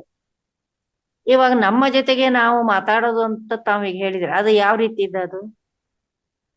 ಈಗ ನೀವು ಒಬ್ರೇ ಕೂತಿರ್ತೀರ, ಈಗ ನೀವು ನನ್ನ ಜೊತೆ ಹೇಗೆ ಹೇಳ್ತಾ ಇದ್ದೀರೋ ಇದನ್ನ ನಿಮ್ಮೊಳಗಡೆ ಚೈತನ್ಯಕ್ಕೆ ನೀವು ಒಂದ್ ಹೆಸರು ಇಟ್ಕೊಳ್ಳಿ. ಅದಕ್ಕೆ ಸುಲಭವಾಗಿ ಅಂತ ಒಂದ್ ಹೆಸರನ್ನ ಇಟ್ಕೊಂಡು ಒಂದ್ ಅಕ್ಷರ ಇರ್ಬೋದು ಅಥವಾ 2 ಅಕ್ಷರದ ಒಂದ್ ಹೆಸರನ್ನ ನಿಮ್ಮ ಒಳಗಡೆ ಇರೋ ಚೈತನ್ಯಕ್ಕೆ ನಾಮಕರಣ ಮಾಡ್ಕೊಳ್ಳಿ. ಈಗ್ಲೇನೆ ಮಾಡ್ಕೊಂಡು ಅದಕ್ಕೆ ನೀವು ಹೇಳ್ಕೊಳ್ಳಿ, ನೋಡು ನನ್ನೊಳಗಡೆ ಪರಮಾತ್ಮ ಇದೀಯಾ ಅಂತ ನಾನು ಅನ್ಕೊಂಡಿದೀನಿ, ಅದಿರೋದಕ್ಕೇನೆ ನಾನು ಜೀವಂತವಾಗಿರೋದಕ್ಕೆ ಸಾಕ್ಷಿಯಾಗಿರೋದು.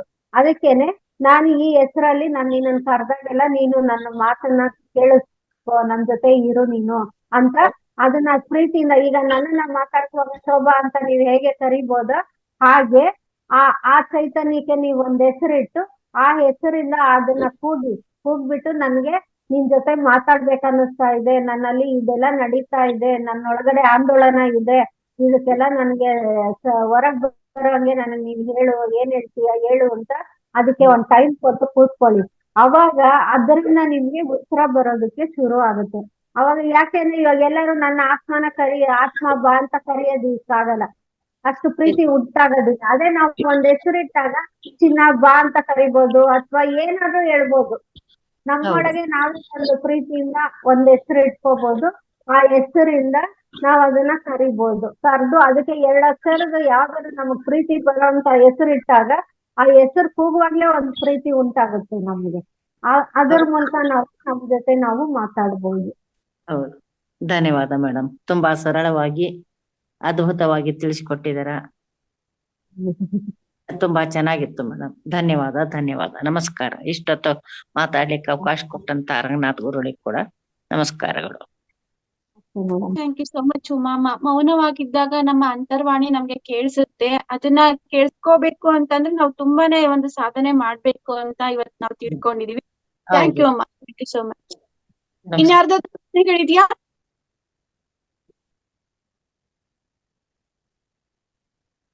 ಒಂದ್ ಕ್ವಶನ್ ಬಂದಿತ್ತು ಇಲ್ಲಿ, ದೇಹ ಮತ್ತೆ ಆತ್ಮ ಬೇರೆ ಬೇರೆ ಮಾಡ್ಕೊಂಡ್ ಮಾತಾಡೋದಾ ಮೇಡಮ್ ಅಂತ ಕೇಳಿದ್ದಾರೆ. ಅದಕ್ಕೆ ಹೌದು, ಇವಾಗ ದೇಹ ಮತ್ತೆ ಆತ್ಮ ಎರಡು ಒಂದೇ ಅಂತ ನಾವು ಯಾವ್ದೇ ಆ ರೀತಿ ಭಾವನೆ ನಾವು ತಗೊಂಡ್ರೆ ನಾವು ಪೂರ್ತಿಯಾಗಿ ದೇವರಾಗಿನೇ ಇರ್ತೀವಿ. ದೇವರಾಗಿದ್ದಾಗ ನಮ್ಗೆ ಯಾವ್ದೇ ಪ್ರಶ್ನೆಗಳಿರಲ್ಲ, ಯಾವ್ದೇ ಸಮಸ್ಯೆಗಳಿರಲ್ಲ, ಯಾವ್ದೇ ರೀತಿಯ ಥಾಟ್ಸು ನಮ್ಮಲ್ಲಿ ಬರೋದಿಲ್ಲ.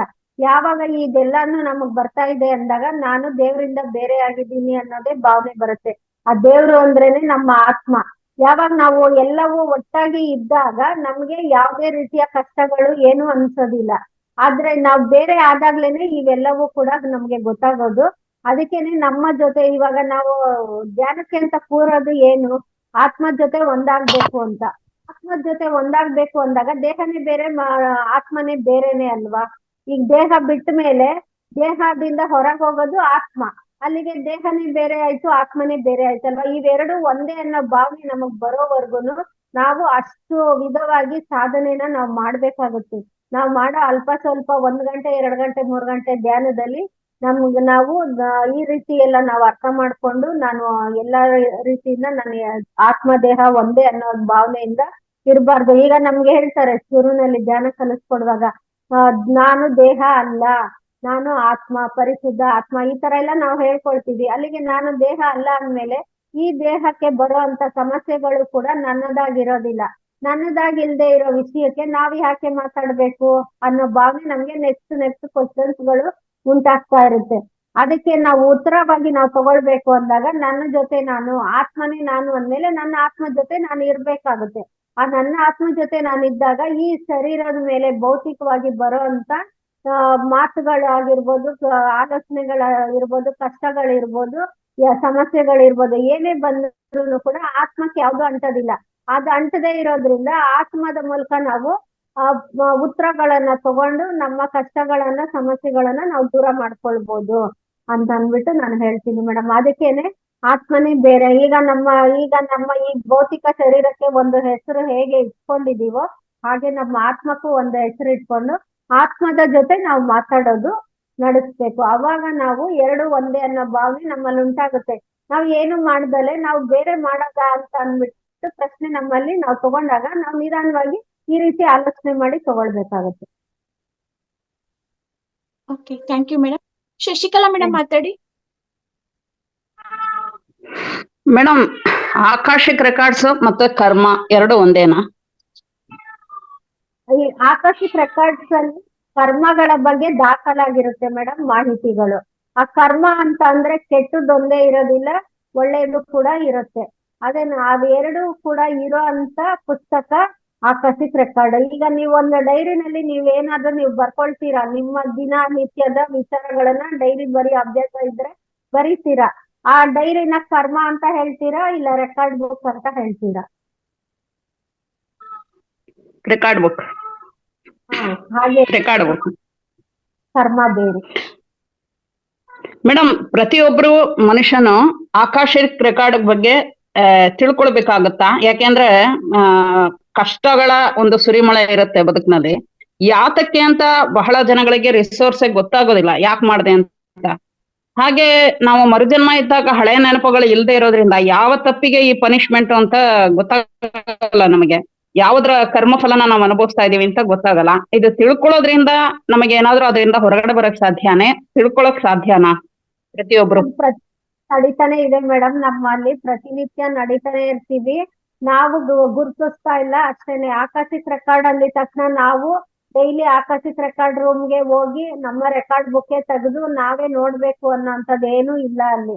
ನಮ್ಗೆ ಗೊತ್ತಿಲ್ದಲೆ ನಮ್ಮ ಪ್ರಶ್ನೆಗಳಿಗೆ, ಈಗ ನೀವೇನೇನ್ ಪ್ರಶ್ನೆ ಕೇಳಿದ್ರೋ ಆ ಪ್ರಶ್ನೆಗಳಿಗೆಲ್ಲ ನನ್ಗೆ ಉತ್ತರ ಬೇಕು ಅಂತ ಹೇಳಿ ನೀವು ಕೂತ್ಕೊಂಡು ಸಾಧನೆ ಮಾಡಕ್ ಶುರು ಮಾಡಿದ್ರೆ ನಿಮ್ಮ ಚೈತನ್ಯ ಸ್ಥಿತಿ ಸ್ಥಾಯಿ ಬೆಳೆದಂಗೆಲ್ಲ ಆಕಾಶಿಕ್ ರೆಕಾರ್ಡ್ ಬುಕ್ ಅಲ್ಲಿ ಆ ಕರ್ಮಗಳಿಗೆ ಏನು ಕಾರಣ ಇದೆ ಅನ್ನೋದು ನಿಮ್ಗೆ ಎಕ್ಸ್ಪೀರಿಯನ್ಸ್ ಗಳ ಮೂಲಕ ನಿಮ್ಗೆ ಗೊತ್ತಾಗ್ತಾ ಬರುತ್ತೆ. ಅದನ್ನೇ ಹೇಳಿದ್ದು, ನಂಬರ್ಸ್ ಕಾಣುತ್ತೆ ಅಥವಾ ಏನಾದ್ರು ವಾಯ್ಸ್ ಕೇಳಿಸುತ್ತೆ ಧ್ಯಾನದಲ್ಲಿದ್ದಾಗ, ಮತ್ತೆ ಏನಾದ್ರು ಒಂದು ಚಿತ್ರಗಳು ಕಾಣುತ್ತೆ. ಇದು ಎಲ್ಲ ಆಡಿಯೋ ವಿಡಿಯೋಗಳ ಮೂಲಕ ರೆಕಾರ್ಡ್ ಆಗಿರೋ ಅಂತ ರೆಕಾರ್ಡ್ ಬುಕ್ ಇದು. ಅದರಿಂದ ನಿಮ್ಗೆ ಎಕ್ಸ್ಪೀರಿಯನ್ಸ್ ಗಳಲ್ಲಿ ನಿಮ್ಗೆ ಗೊತ್ತಾಗ್ತಾ ಬರುತ್ತೆ. ಅವಾಗ ನಿಮ್ಮ ಪ್ರಶ್ನೆಗಳಿಗೆ ಉತ್ತರ ಸಿಗುತ್ತೆ. ನೀವು ಎಕ್ಸ್ಪೀರಿಯನ್ಸ್ ಗಳನ್ನ ಸರಿಯಾದ ರೀತಿನಲ್ಲಿ ಗಮನಿಸಿದಾಗ, ನೀವು ಪ್ರಶ್ನೆ ಇಟ್ಕೊಂಡು ಕೂತಾಗ ಅದಕ್ಕೆ ಸಂಬಂಧಪಟ್ಟಂತ ಎಕ್ಸ್ಪೀರಿಯನ್ಸ್ ಗಳು ಬಂದಾಗ ನೀವು ಅವೇರ್ನೆಸ್ ಇಂದ ಕಾನ್ಶಿಯಸ್ ಇಂದ ಅದನ್ನ ಗಮನಿಸಿದಾಗ ನಿಮ್ಗೆ ಅಲ್ಲಿ ಉತ್ತರ ಸಿಗುತ್ತೆ ಮೇಡಮ್. ಹಿಪ್ನೋಟೈಸ್ ಮಾಡೋದ್ರ ಮೂಲಕ, ನಮ್ಮ ಸೈಕಾಲಜಿ ಕೋರ್ಸ್ಗಳಲ್ಲಿ ಹಿಪ್ನೋಟೈಸ್ ಮಾಡೋದ್ರ ಮೂಲಕ ಹಳೆ ಜನ್ಮಗಳಿಗೆ ಕರ್ಕೊಂಡೋಗಿ ಆ ರೆಕಾರ್ಡ್ಸ್ನೆಲ್ಲ ತೆಗಿತಾರೆ. ಅದು ಬಂದು ಒಂದು ನಮಗೆ ಟ್ರೀಟ್ಮೆಂಟ್ ಕೊಡೋದಕ್ಕೋಸ್ಕರ ಅದನ್ನ ಉಪಯೋಗಿಸ್ಕೊತಾರೆ. ಹಾಗೂ ಕೂಡ ನಾವು ಹಳೆ ಜನ್ಮದ ರೆಕಾರ್ಡ್ಗಳನ್ನ ನೋಡಬಹುದು ಹೊರತು ನಾವು ಹೋಗಿ ಪರ್ಸನಲ್ ಆಗಿ ಅದನ್ನ ತೆಗಿಯಕ್ಕಾಗಲ್ಲ ಅನ್ಸುತ್ತೆ ಅಲ್ವಾ ಮೇಡಮ್? ಹಾಗಾದ್ರೆ ನಾವು ಪರ್ಸನಲ್ ಆಗಿ ನೋಡೋದಕ್ಕೆ ಎಲ್ಲಿ ಹೋಗಿ ನೋಡ್ತೀರಾ ಮೇಡಮ್? ಆಕಾಶಿಕ್ ರೆಕಾರ್ಡ್ ಇರೋದು ನಮ್ಮ ಕಾಜಲ್ ಬಾಡಿನಲ್ಲಿ ಇರೋದು. ನಮ್ಮ ಕರ್ಮಗಳೆಲ್ಲ ಡಿಸಾಲ್ವ್ ಆದ್ಮೇಲೆ ಆ ಕಾಜಲ್ ಬಾಡಿ ಕೂಡ ಡಿಸಾಲ್ವ್ ಆಗೋಗುತ್ತೆ. ಆ ತರ ಇರೋ ಸಂದರ್ಭದಲ್ಲಿ ನಾವು ಎಲ್ಲಿ ಹೋಗಿ ನೋಡಕ್ಕಾಗುತ್ತೆ? ನಾವು ಈ ಫಿಸಿಕಲ್ ಬಾಡಿನಲ್ಲಿ ಹೋಗಿ ನೋಡೋ ಅಂತದಲ್ಲ ಅದು. ನಾವು ಧ್ಯಾನದಲ್ಲೇನೆ ಕೂತ್ಕೊಂಡು ನಮ್ಮ ಒಂದೊಂದು ಶರೀರನು, ನಮ್ಮ ಅನ್ನಮಯ ಶರೀರ, ಪ್ರಾಣಮಯ ಶರೀರ, ವಿಜ್ಞಾನಮಯ ಕೋಶ ಎಲ್ಲ ದಾಟಿ ಈ ಕಾಜಲ್ ಬಾಡಿಗೆ ಕಾರಣ ಶರೀರಕ್ಕೆ ನಾವು ಕಾಲಿಟ್ಟಾಗ್ಲೇನೆ ಅಲ್ಲೇ ಇರೋದು ಅದು ಆಕಾಶಿಕ್ ರೆಕಾರ್ಡ್ ಬುಕ್. ಈಗ ರೆಕಾರ್ಡ್ ರೂಮ್ ಇರೋದು ಅಲ್ಲಿ ಹೋಗ್ಬೇಕು ಅಂದ್ರೆ ನಾವು ಎಷ್ಟು ಸಾಧನೆ ಬೆಳೆಸ್ಬೇಕು ನೀವು ಯೋಚನೆ ಮಾಡಿ ಮೇಡಮ್. ಈಗ ಹೊರಗಡೆ ಮಾರ್ಕೆಟ್ ನಲ್ಲಿ ಈ ಆರ್ ರೀಡಿಂಗ್, ಥರ್ಡ್ ಐ ಇದು ಮತ್ತೆ ಈ ಆಕಾಶಿಕ್ ರೆಕಾರ್ಡ್ಸ್ ಇವೆಲ್ಲವನ್ನ ಕೋರ್ಸ್ ಆಗಿ ಮಾಡಿ ಚಿಕ್ಕ ಚಿಕ್ಕ ಕೋರ್ಸ್ ಗಳಾಗಿ ಸೇಲ್ ಮಾಡ್ಲಾಗ್ತಾ ಇದೆ. ಇದು ಎಷ್ಟರ ಮಟ್ಟಿಗೆ ಪ್ರಯೋಜನಕಾರಿ? ಇದನ್ನ ನಂಬಬಹುದಾ? ಗೊತ್ತಿಲ್ಲ ಮೇಡಮ್, ಇದ್ರ ಬಗ್ಗೆ ನನಗೆ ಏನು. ನಾನು ಕೂಡ ಇದ್ರ ಬಗ್ಗೆ ಕೇಳಿದೀನಿ ಅಷ್ಟೇನೆ, ಆದ್ರೆ ನನ್ಗೆ ಅದ್ರ ಬಗ್ಗೆ ಅಷ್ಟು ಮಾಹಿತಿ ಗೊತ್ತಿಲ್ಲ ಮೇಡಮ್. ನನ್ಗೆ ನಮ್ಮ ಒಬ್ಬರ ರೆಕಾರ್ಡ್ ಅನ್ನ ಇನ್ನೊಬ್ರು ಓದೋದಕ್ಕೂ ಸಾಧ್ಯ ಇಲ್ಲ, ನೋಡೋದಕ್ಕೂ ಸಾಧ್ಯ ಇಲ್ಲ. ವಿತೌಟ್ ಅವರ್ ಪರ್ಮಿಷನ್ ನಮ್ಗೆ ಬೇರೆ ಯಾರು ನಮ್ಮದ ವಿಚಾರನ ನೋಡೋದಕ್ಕೆ ಅವಕಾಶ ಇಲ್ಲ ಆಕಾಶಿಕ್ ರೆಕಾರ್ಡ್ ಅಲ್ಲಿ. ಹಾಗಿರುವಾಗ ಅವರು ಆ ರೀತಿ ಎಲ್ಲ ಮಾಡ್ತಾರೆ ಅಂದ್ರೆ ಅವ್ರು ಯಾವ ರೀತಿ ಮಾಡ್ತಾರ ನನ್ಗೆ ಗೊತ್ತಿಲ್ಲ ಮೇಡಮ್. ಮೇಡಮ್, ಈಗ MR ಚಿಲ್ಡ್ರನ್ ಇರ್ತಾರೆ, ಮೆಂಟಲಿ ರಿಟಾರ್ಡೆಡ್ ಚಿಲ್ಡ್ರನ್. ನಿಜವಾಗ್ಲೂ ಅವರಿಗೆ ಬಂದು ಅವರು ಯಾಕೆ ಆತರ ಬದುಕ್ತಾ ಇದಾರೆ ಅನ್ನೋದನ್ನ ಅವರು ಚಿಂತೆ ಮಾಡುವಂತ ಸ್ಥಿತಿಯಲ್ಲೂ ಇರೋದಿಲ್ಲ. ಅವ್ರಿಗೆ ಅದು ಗೊತ್ತೂ ಆಗೋದಿಲ್ಲ ಅವ್ರು ಏನೇನ್ ಮಾಡ್ತಾ ಇದಾರೆ. ಅವರಿಂದ ಸುತ್ತ ಪೇರೆಂಟ್ಸ್ಗೆ ಎಲ್ರಿಗೂ ಎಷ್ಟು ತೊಂದರೆ ಆಗ್ತಾ ಇದೆ, ಎಷ್ಟು ಮಾನಸಿಕ ಹಿಂಸೆ ಆಗ್ತಿದೆ ಅಂತ ಗೊತ್ತಿಲ್ಲ. ಇದನ್ನ ಹೇಗೆ ನಾವು ಅರ್ಥೈಸ್ಬೋದು ಮೇಡಮ್? ಇದು ಯಾರ ಫಾಲ್ಟ್? ಇದು ಮಗುದ, ತಂದೆ ತಾಯಿದ? ಈಗ ನಮ್ಮ ಫ್ಯಾಮಿಲಿನಲ್ಲಿ ಎಷ್ಟು ಜನ ಮೆಂಬರ್ಸ್ ನಾವ್ ಇರ್ತೀರೋ ಅಷ್ಟು ಜನಕ್ಕೂ ಆ ಕರ್ಮ ಒಳಪಟ್ಟಿರುತ್ತೆ ಮೇಡಮ್. ಒಂದು ಕರ್ಮ ನಮ್ಮ ಅಷ್ಟು ಜನನು ಸೇರ್ಸಿರುತ್ತೆ. ಅವಾಗ ಮಕ್ಕಳಾಗಿ ನಮಗ್ ಬಂದಿರ್ಬೋದು ಅಥವಾ ಪೇರೆಂಟ್ಸ್ ಆಗಿ ನಮಗ್ ಬಂದಿರ್ಬೋದು, ಡಿಸೇಬಲ್ಡ್ ಚಿಲ್ಡ್ರನ್ ಇರ್ಬೋದು ಅಥವಾ ಬೇರೆ ರೀತಿಯ ಇರೋಂತ ಮಕ್ಕಳಾಗಿರ್ಬೋದು ಅಥವಾ ತಂದೆ ತಾಯಿ ಆಗಿರ್ಬೋದು. ಆ ರೀತಿ ನಮಗ್ ಬಂದಿದ್ದಾರೆ ಅಂದ್ರೆ ನಮ್ಮ ಕರ್ಮದ ಫಲವಾಗಿ ನಮ್ಗೆ ಅಷ್ಟು ಜನಕ್ಕೂ ರಿಲೇಷನ್ ಅಲ್ಲಿ ಇರುತ್ತೆ ಅದ್ರೊಳಗೆ. ಅದಕ್ಕೋಸ್ಕರನೇ ಅವರು ಅಂತ ಫ್ಯಾಮಿಲಿಗಳನ್ನೇ ಹುಡುಕೊಂಡು ಜನ್ಮ ತಗೊಂಡು ಬರೋದು. ನಮ್ಮ ಕರ್ಮ ಈ ರೀತಿ ಇರೋದನ್ನ ನಾನ್ ಕಳ್ಕೋಬೇಕು ಅನ್ನೋದಾದ್ರೆ, ಈಗ ತುಂಬಾ ಕರ್ಮಗಳು ಹೆಚ್ಚಿರುತ್ತೆ, ಅದು ಒಂದೇ ಜನ್ಮದಲ್ಲಿ ಕಳ್ಕೊಳಕ್ ಆಗಲ್ಲ. ಅವಾಗ ನಾನು ಈ ರೀತಿ ಬಂದ್ಬಿಟ್ರೆ ನಾನು ಒಂದೇ ಜನ್ಮದಲ್ಲಿ ಎಷ್ಟೋ ಕರ್ಮಗಳು ನಾನು ಕಳ್ಕೋಬಹುದು ಅನ್ನೋ ನಿರ್ಧಾರ ಮಾಡ್ಕೊಂಡು ಜನ್ಮ ತಗೊಂಡು ಬರ್ತಾರೆ. ಆ ಜನ್ಮ ತಗೊಳ್ಳೋದಕ್ಕೆ ಕಾರಣ ಆದಂತ ತಂದೆ ತಾಯಿಗಳು ಇರ್ತಾರಲ್ಲ, ಅಂತ ಮಕ್ಳಿಗೆ ಜನ್ಮ ಕೊಡೋದಕ್ಕೆ ಅವರು ತಂದೆ ತಾಯಿ ಪರ್ಮಿಷನ್ ತಗೊಂಡೇನೆ ಅವ್ರು ಜನ್ಮ ತಗೊಳ್ಳೋದು. ನಿಮ್ ಮನೇಲಿ ನನ್ನ ಇಂಥ ಕರ್ಮಗಳಿಗೆ ನಾನು ನಿಮ್ಮ ಮನೆಗ್ ಬಂದ್ರೆ ನಾನು ಈ ರೂಪದಲ್ಲಿ ಬರ್ತೀನಿ, ಬಂದ್ರೆ ನೀವು ನನ್ನನ್ನ ಒಪ್ಕೊಳ್ತೀರಾ, ನನ್ಗೆ ಅವಕಾಶ ಕೊಡ್ತೀರಾ ನಿಮ್ಮ ಮನೇಲಿ ಜನ್ಮ ತಗೊಳೋದಕ್ಕೆ ಅಂತ ಕೇಳ್ದಾಗ್ಲೇನೆ ತಂದೆ ತಾಯಿಗಳು ಪರ್ಮಿಷನ್ ಕೊಟ್ಮೇಲೆನೆ ಅಂತ ಮಕ್ಳು ಹುಟ್ಟೋದು ಅಂತವ್ರ ಮನೆಯಲ್ಲಿ. ಯಾಕೆಂದ್ರೆ ಇವ್ರಿಗೂ ಕೂಡ ಅಂತದೇ ಕರ್ಮದ ರಿಲೇಶನ್ಶಿಪ್ ಇರುತ್ತೆ ಅವ್ರಿಗೆ. ಆ ರಿಲೇಶನ್ಶಿಪ್ ಇಂದ ಆ ಮಗು ಈ ಮನೆಗ್ ಬರೋದ್ರಿಂದ ಇವ್ರ ಕರ್ಮನು ಕಳಿಯೋ ಅಂತ ಚಾನ್ಸಸ್ ಇರುತ್ತೆ. ಆ ಮಗುಗೂ ಕೂಡ ದೊಡ್ಡ ಪ್ರಮಾಣದಲ್ಲಿ ಈಗ 4-6 ಜನ್ಮ ತಗೊಂಡ್ರು ಕಳಿದೇ ಇರೋಂತ ಕರ್ಮ ಒಂದೇ ಜನ್ಮದಲ್ಲಿ ಕಳಿಯುತ್ತೆ ಅಂದಾಗ ಇಂಥ ಸಾಹಸನ ಮಾಡಿ ಬರ್ತೆ ಅಂತ ಆತ್ಮಗಳು ಮೇಡಮ್. ಅದಕ್ಕೆ ಯಾವ್ದೇ ಒಂದಕ್ಕೂ ಬರೀ ಮಗುದ್ ಮಾತ್ರನೇ ಕರ್ಮ ಇರೋದಿಲ್ಲ, ನಮ್ದು ಕೂಡ ಇರುತ್ತೆ. ಅದ್ರಲ್ಲಿ ನಮ್ಮ ಕರ್ಮನು ಕೂಡ ಸೂಟ್ ಆಗಿ ಅವೆರಡೂನು ಡಿಸಾಲ್ವ್ ಆಗುತ್ತೆ ಇಬ್ರುದುನು ಅನ್ನೋದಿದ್ರೆ ಮಾತ್ರನೇ ಅಂತ ಮನೆಗಳಲ್ಲಿ ಜನ್ಮ ತಗೊಳೋದಕ್ ಸಾಧ್ಯ, ಅಂತ ಸಂಬಂಧಗಳು ಉಂಟಾಗೋದಕ್ ಸಾಧ್ಯ ಮೇಡಮ್. ಬೇರೆ ಎಲ್ಲ ಜನ್ಮಗಳಲ್ಲಿ ಕಾನ್ಶಿಯಸ್ ಅನ್ನೋದು ವರ್ಕ್ ಮಾಡೋದ್ರಿಂದ ಅವ್ರಿಗೆ ಮಾಡೋ ಸರಿ ತಪ್ಪು ಗೊತ್ತಾಗ್ತದೆ. ಆದ್ರೆ ಈ MR ಚಿಲ್ಡ್ರನ್ ವಿಷಯದಲ್ಲಿ ಅವರಿಗೆ ಅವ್ರು ಮಾಡುವ ಯಾವುದೇ ವಿಷಯಗಳು ಗೊತ್ತಾಗೋದಿಲ್ಲ. ಇದು ಮಿಸ್ಟ್ರಿನೇನೆ ಅನ್ಸುತ್ತೆ ಮೇಡಮ್ ನಂಗೆ. ಇಲ್ಲ ಇಲ್ಲ ಇಲ್ಲ ಆತರ ಇಲ್ಲ. ಅದು ಅವ್ರ ಆತ್ಮ ಗೊತ್ತಾಗತ್ತೆ, ಅವ್ರ ದೇಹಕ್ಕೆ ಆ ಚೇತನ ಮನಸ್ಸಿಗೆ ಗೊತ್ತಾಗಲ್ಲ. ಅದು ಗೊತ್ತಾಗೋದು ಬೇಕಾಗಿಲ್ಲ. ಯಾಕಂದ್ರೆ ಅವ್ರು ಬಂದಿರೋದು ಆತ್ಮಲೋಕದಲ್ಲಿ, ಕಾರಣ ಲೋಕದಲ್ಲಿ ಇರುವಾಗನೇ ಜನ್ಮ ಪಡೆಯಕ್ಕೆ ಮುಂಚೆನೆ ಇದೆಲ್ಲ ಡಿಸೈಡ್ ಮಾಡ್ಕೊಂಡು ಬಂದಿರ್ತಾರೆ. ಅವರಾದ ಇಂದಿನ ಕೆಟ್ಟ ಕರ್ಮ ಏನಾದ್ರು ದೊಡ್ಡ ಕರ್ಮ ಮಾಡಿದ್ರು ಇಂಥ ಅವಕಾಶಗಳಿದೆ ಈ ಜನ್ಮದಲ್ಲಿ ಈ ಸ್ಥಿತಿಯಲ್ಲಿ ಬರಕ್ಕೆ, MR ಚಿಲ್ಡ್ರನ್ ಆಗಿ ಬರಕ್ಕೆ. ಇಲ್ಲ ಮೇಡಮ್ ಹೇಳಿದ ಪ್ರಕಾರ ಹಿಂದಿನ ಜನ್ಮ ತುಂಬಾ ಕರ್ಮಗಳು ಸೇರಿಸ್ಕೊಂಡು ಒಂದೇ ಸಲ ನಾನು ತೀರ್ಸ್ಕೊಂಡು ಹೋಗ್ತೀನಿ ಅಂತ ಸಾಹಸ ಮಾಡಿ ಬಂದಿರ್ಬೋದು. ಇದು ಎಂತ ಆಳವಾದ ಸಬ್ಜೆಕ್ಟ್ ಅಂದ್ರೆ ಈ ಕಾರಣ ಅಂತ ಹೇಳಕ್ಕಾಗಲ್ಲ. ಅರ್ಥ ಆಯ್ತಾ? ಇದೇ ಕಾರಣ ಇರ್ಬೋದು ಅಂತ ಯಾರು ಹೇಳಕ್ಕಾಗಲ್ಲ. ಅದಕ್ಕೆ ಇದು ಗುಪ್ತ ಚಿತ್ರ ಅನ್ನೋದು ಮತ್ತೆ ಇದು ದೊಡ್ಡ ಮಿಸ್ಟ್ರಿ ಅಂತಾನೆ ಹೇಳ್ಬೋದು. ಅದು ತಿಳ್ಕೊಳಕ್ ಅಷ್ಟು ಈಸಿ ಇಲ್ಲ. ಅಂದ್ರೆ ನಾವು ಆಳವಾದ ಧ್ಯಾನದಲ್ಲಿ ಹೋಗಿ ನಾವು ತಿಳ್ಕೊಳಕ್ಕೆ ಪ್ರಯತ್ನ ಮಾಡಿದ್ರೆ, ಈಗ ಎಷ್ಟೋ ಕಾಲಜ್ಞಾನಿಗಳೆಲ್ಲ ಬರಿತಾ ಇರ್ತಾರೆ. ಅಂದ್ರೆ ಅವರು ಆ ಧ್ಯಾನದಲ್ಲಿ ಅಂತ ಹಲವಾದ ಸ್ಥಿತಿಗೆ ಹೋಗಿರ್ತಾರೆ. ಅವಾಗ ಈ ರೆಕಾರ್ಡ್ಸ್ ಅನ್ನು ಅವ್ರು ಆಕ್ಸೆಸ್ ಮಾಡೋಂತ ಅವಕಾಶ ಅವ್ರಿಗೆ ಸಿಕ್ಕಿರ್ತದೆ. ಆತರ ಪ್ರತಿಯೊಬ್ಬರು ಪ್ರಯತ್ನ ಮಾಡ್ಬೇಕಷ್ಟೇ. ಈ ಕಾರಣ ಹೀಗೆ ಆಗ್ತದ ಅಂತ ಹೇಳಕ್ ಸಾಧ್ಯ ಇಲ್ಲ. Okay, thank you Guruji. Thank you madam. ಕೊನೆಯ ಪ್ರಶ್ನೆ ನಂದಾ ಮೇಡಮ್, ಮಾತಾಡಿ. ನಮಸ್ತೆ ಗುರುಜಿ. ನಮಸ್ತೆ ಮೇಡಮ್. ಇವತ್ತಿನ ಕ್ಲಾಸು ಆಕಾಶಿಕ್ ರೆಕಾರ್ಡಿಂಗು, ಇವತ್ತಿನ ಧ್ಯಾನನು ನನ್ಗೆ ತುಂಬಾ ಅದ್ಭುತವಾಗಿತ್ತು ಮೇಡಮ್. ಏನಂದ್ರೆ ನನ್ಗೆ ಬೇರೆ ಲೋಕದಲ್ಲಿ ಹೋಗ್ತಾ ಇದ್ದೇನೆ ಅಂತ ನನ್ ಮನಸ್ಸು ಅಂತ ಇದೆ. ಮೈಯೆಲ್ಲ ತುಂಬಾ ಬೆವರ್ತಾ ಇದ್ದೇನೆ. ಆದ್ರೆ ಮತ್ತು ವಿಚಾರಗಳು ಬರ್ತಾ ಇದೆ. ಮತ್ತೆ ನನ್ ಮನಸ್ಸು ಒಳ ಮನಸ್ಸು ಹೇಳ್ತಾ ಇದೆ, ನೀನ್ ಯಾಕೆ ವಿಚಾರಕ್ಕೆ ಹೋಗ್ತೀಯ, ಇಲ್ಲಿ ಹೋಗು, ಈ ದಾರಿ ಸರಿ ಇದೆ ಅಂತ ತೋರಿಸ್ತಾ ಇದೆ ಮೇಡಮ್. ಆದ್ರೂ ಒಂದ್ 15 ನಿಮಿಷ ಅಂತೂ ಫುಲ್ ನಾನು ಅದರಲ್ಲೇ ಇನ್ವಾಲ್ವ್ ಆಗಿದ್ದೆ. ತುಂಬಾ ಒಳ್ಳೆ ಎಕ್ಸ್ಪೀರಿಯನ್ಸ್ ಆಯ್ತು. ನಂತರ ತಾವು ಹೇಳಿದ್ರಿ ಮೇಡಮ್, ಪ್ರತಿ ಕ್ಷಣನೂ ನಮ್ ಚಿತ್ರಗುಪ್ತ ಅಲ್ಲಿ ಬರಿತಾ ಇರ್ತಾರೆ. ನಾವ್ ಏನೇನ್ ಕ್ಷಣದಲ್ಲಿ ಏನೇನ್ ಮಾಡ್ತೀವಿ ಅದನ್ನೆಲ್ಲ ಅಲ್ಲಿ ರೆಕಾರ್ಡ್ ಆಗ್ತಾ ಇದೆ. ಮತ್ತೆ ಯಮರಾಜ ತೋರಿಸ್ತಾರಂತಂದು ಚಿತ್ರಗುಪ್ತ ಅಂದಾಗ ಗುಪ್ತ ಚಿತ್ರ ಅಂದ್ರೆ ನಮ್ ಪ್ರತಿಘಟನೆಯನ್ನು ಗುಪ್ತವಾಗಿ ಚಿತ್ರಿಸ್ತಾ ಇರ್ತಾನೆ. ಅದೇ ನಮ್ದು ನಾವು ನೋಡ್ಕೊಳಕ್ ಆಗುತ್ತೆ ಅಂದ್ರೆ ಧ್ಯಾನ ಸಾಧನೆಯಿಂದ ಆಗುತ್ತೆ ಅಂತ ತಾವ್ ಹೇಳಿದ್ರಿ ಮೇಡಮ್. ನಾನು ಈ ಪುರಾಣನ ಓದ್ತಿದ್ದೆ, ಅದನ್ನೇನು ದೇವಿ ಪುರಾಣ ಅಂತ ದೇವಿಯರ ಭಕ್ತಿಯಿಂದ ಓದ್ತಿದ್ದೆ.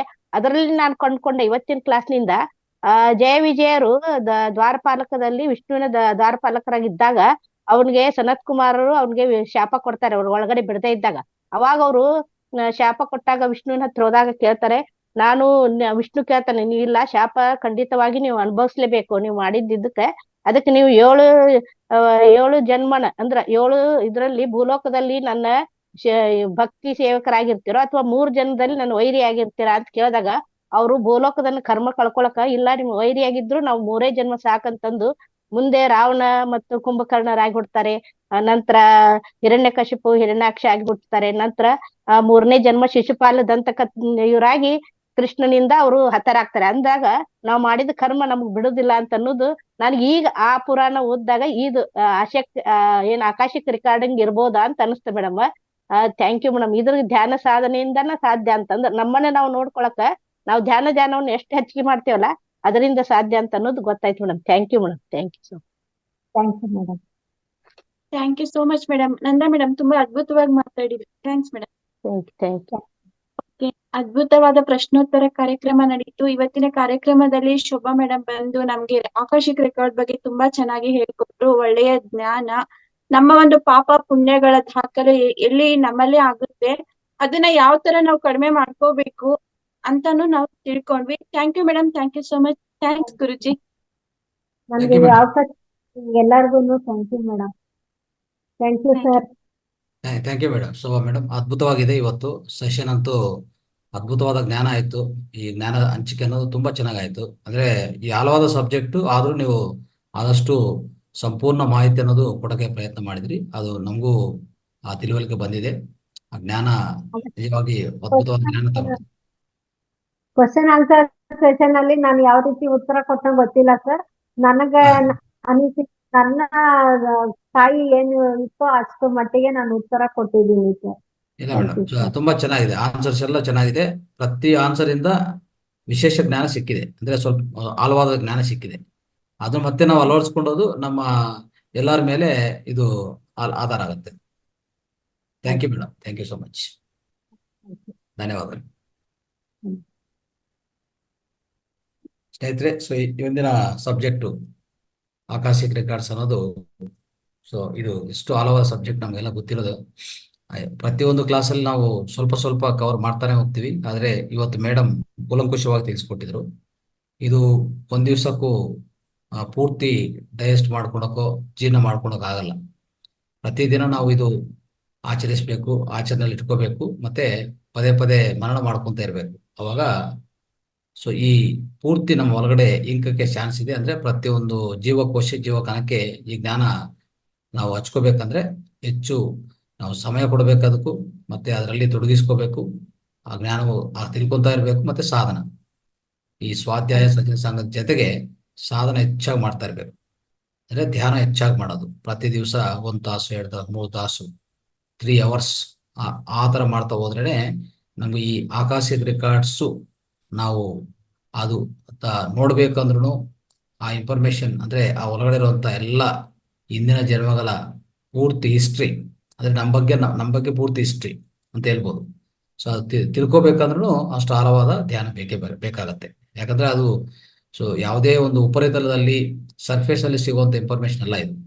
ಇದು ಪೂರ್ತಿ ನಮ್ಮ ಕಾರಣ ಶರೀರಕ್ಕೆ ಹೋಗಿ ಇದು ಎಲ್ಲೋ ಇರಲ್ಲ, ನಮ್ಮ ಒಳಗಡೆ ಇದೆ. ನಮ್ಮ ಒಳಗಡೆ ಇದೆ ಇರೋದು ಕಾರಣ ಶರೀರ.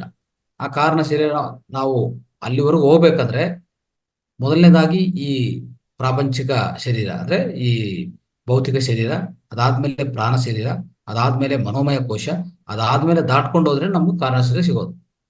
ಸೊ ಇಷ್ಟು ಶರೀರಗಳು ನಾವು ದಾಟ್ಕೊಂಡು ಹೋದ್ರೇನೆ ನಮ್ಗೆ ಕಾರಣ ಶರೀರ ಸಿಗೋದು. ಮತ್ತೆ ಅದಕ್ಕೂ ಅಷ್ಟು ಈಜಿಯಾಗಿ ಆಗತ್ತ ಅದು ಅಂದ್ರೆ ಪ್ರತಿಯೊಬ್ಬರಿಗೂ ಆಗತ್ತೆ. ಆದ್ರೆ ಸಾಧನ ಮೇಲೆ ಅದು ಆಧಾರ ಆಗುತ್ತೆ. ನಿಮ್ಮ ಸಾಧನೆ ಎಷ್ಟಿದೆ, ಎಷ್ಟು ಆಳವಾದ ಸಾಧನೆ, ಎಷ್ಟು ಡೀಪ್ ಪ್ರಾಕ್ಟೀಸ್ ನೀವು ಮಾಡ್ತಾ ಇದ್ರಿ, ಸೊ ಅದ್ರ ಮೇಲೆ ಆಧಾರ. ವೇಗವಂತ ಬರ್ಬೇಕಂದ್ರೆ ಹೆಚ್ಚು ಸಾಧನೆ ಮಾಡ್ತಾ ಹೋಗ್ಬೇಕು. ಪ್ರತಿ ದಿವಸ ನಿರಂತರ ಧ್ಯಾನ ಸಾಧನೆ ಮಾಡ್ತಾ. ಈಗ ನೋಡಿ, ಎಷ್ಟೋ ಗುರುಗಳು ಮಾಸ್ಟರ್ಸ್ ಹಿಮಾಲಯದಲ್ಲಿ ಎಲ್ಲಾ ಕಡೆ ಗುಫದಲ್ಲಿ ಮಾಡ್ತಾ ಇರ್ತಾರೆ, ಕೇವ್ಸ್ ಅಲ್ಲಿ ಮಾಡ್ತಾ ಇರ್ತಾರೆ. ಎಷ್ಟು ಆಳವಾದ ಸಾಧನೆ ಮಾಡ್ತಾರೆ ಅವರು. ನಾವ್ ಅನ್ಕೋತೀವಿ ಏನು ಒಂದು ಅಷ್ಟು ಕೂತ್ಕೊಂಡು ಏನ್ ಮಾಡ್ತಾರಪ್ಪ ಇವ್ರು ಅಂತ. ಅಷ್ಟು ಬೇಕಾಗತ್ತೆ ಅದಕ್ಕೆ ನಾವು ನೋಡಿ ಈ ಸಾಂಸಾರಿಕ ಜೀವನ ಬಂದು ಒಂದು ಕಡೆ ಧ್ಯಾನ ಮಾಡ್ತಾ ಒಂದು ಕಡೆ ಇದು ಎರಡು ಮಾಡ್ತಾ ಹೋಗ್ತೀವಿ. ಆದ್ರೆ ಇದರಲ್ಲಿ ಮಾಧುರ್ಯ ಇದೆ. ಅಂದ್ರೆ ಒಂದು ಕಡೆ ನಮ್ಮ ಒಳಗಡೆ ನಾವು ಹೋಗೋದು, ಒಂದು ಬಾಹ್ಯ ಪ್ರಪಂಚದಲ್ಲಿ ಇರೋದು. ಎಲ್ಲಾರ ಜೊತೆಗೆ ಇರ್ತೀವಿ, ನಮ್ಮ ಒಳಗಡೆ ನಾವು ಇರ್ತೀವಿ, ನಮ್ಮ ಜೊತೆಗೆ ನಾವು, ಮತ್ತೆ ಬಾಹ್ಯ ಪ್ರಪಂಚ ಜೊತೆಗೆ. ಇದೊಂಥರ ಹೇಳ್ಬೇಕಂದ್ರೆ ರುಚಿ ಚೆನ್ನಾಗಿರ್ತದೆ, ಟೇಸ್ಟ್ ಅಲ್ವಾ. ಆದ್ರೆ ಸ್ವಲ್ಪ ಸಮಯ ಹೆಚ್ಚಾಗ್ತದೆ ನಿಮ್ಗೆ. ಅದೇ ತರನೇ ನೀವು ಎದುರ್ಕೊಳ್ಳುವಂತ ಸಮಸ್ಯೆಗಳು ಹಾಗೆ ಇರ್ತದೆ. ಚಾಲೆಂಜಸ್ಸು, ಪರಿಸ್ಥಿತಿಗಳು ಎಲ್ಲ ನಿಮ್ಗೆ ಆತರ ನಿಮ್ ಮುಂದೆ ಬರ್ತಾ ಇರ್ತದೆ. ಇವೇನ್ ಮಾಡ್ತಾ ಇದ್ರೆ ನಿಮ್ಮ ಒಳಗಡೆ ಇರುವಂತ ಎಲ್ಲಾ ಕೆಟ್ಟ ಗುಣಗಳನ್ನು ಆ ಕೆಟ್ಟ ಗುಣಗಳಾಗ್ಬೋದು, ನಿಮ್ಮ ಒಳಗಡೆ ಇರುವಂತ ಈ ಧೈರ್ಯ, ಸಾಹಸೆ ಇಂಥದೆಲ್ಲ ಮೇಲೆ ತಂದು ಕೊಡ್ತಾ ಇರ್ತದೆ. ಇವೆಲ್ಲ ನೀವು ಅನುಭವಿಸಕ್ಕೆ ಅವಕಾಶ ಇದೆ. ಅದೇ ಒಂದು ಗುಫದಲ್ಲಿ ಕೂತ್ಕೊಂಡು ಮಾಡಿದ್ರೆ ನಿಮ್ಗೆ ಆಳವಾದ ಧ್ಯಾನ ಸಿಗತ್ತೆ. ಆ ಸ್ಥಿತಿ ಹೇಗಿರ್ತದೆ ಅಂದ್ರೆ ಈ ಪ್ರಾಪಂಚಿಕ ಜೀವನ ಏನು ಇರಲ್ಲ ಅಲ್ಲಿ ಸ್ಥಿತಿಗತಿಗಳು ನಿಮ್ಗೆ ಏನ್ ಬೇಕು ಅದೇ ಇರುತ್ತೆ. ಅವಾಗ ಏನಾಗುತ್ತೆ, ಹೆಚ್ಚು ಶಕ್ತಿ ಪಡೆಯಬಹುದು, ಎಲ್ಲಾ ಲೋಕಗಳು ದರ್ಶನ ಮಾಡಕ್ಕೆ ಎಲ್ಲ ಸಾಧ್ಯವಾಗತ್ತೆ.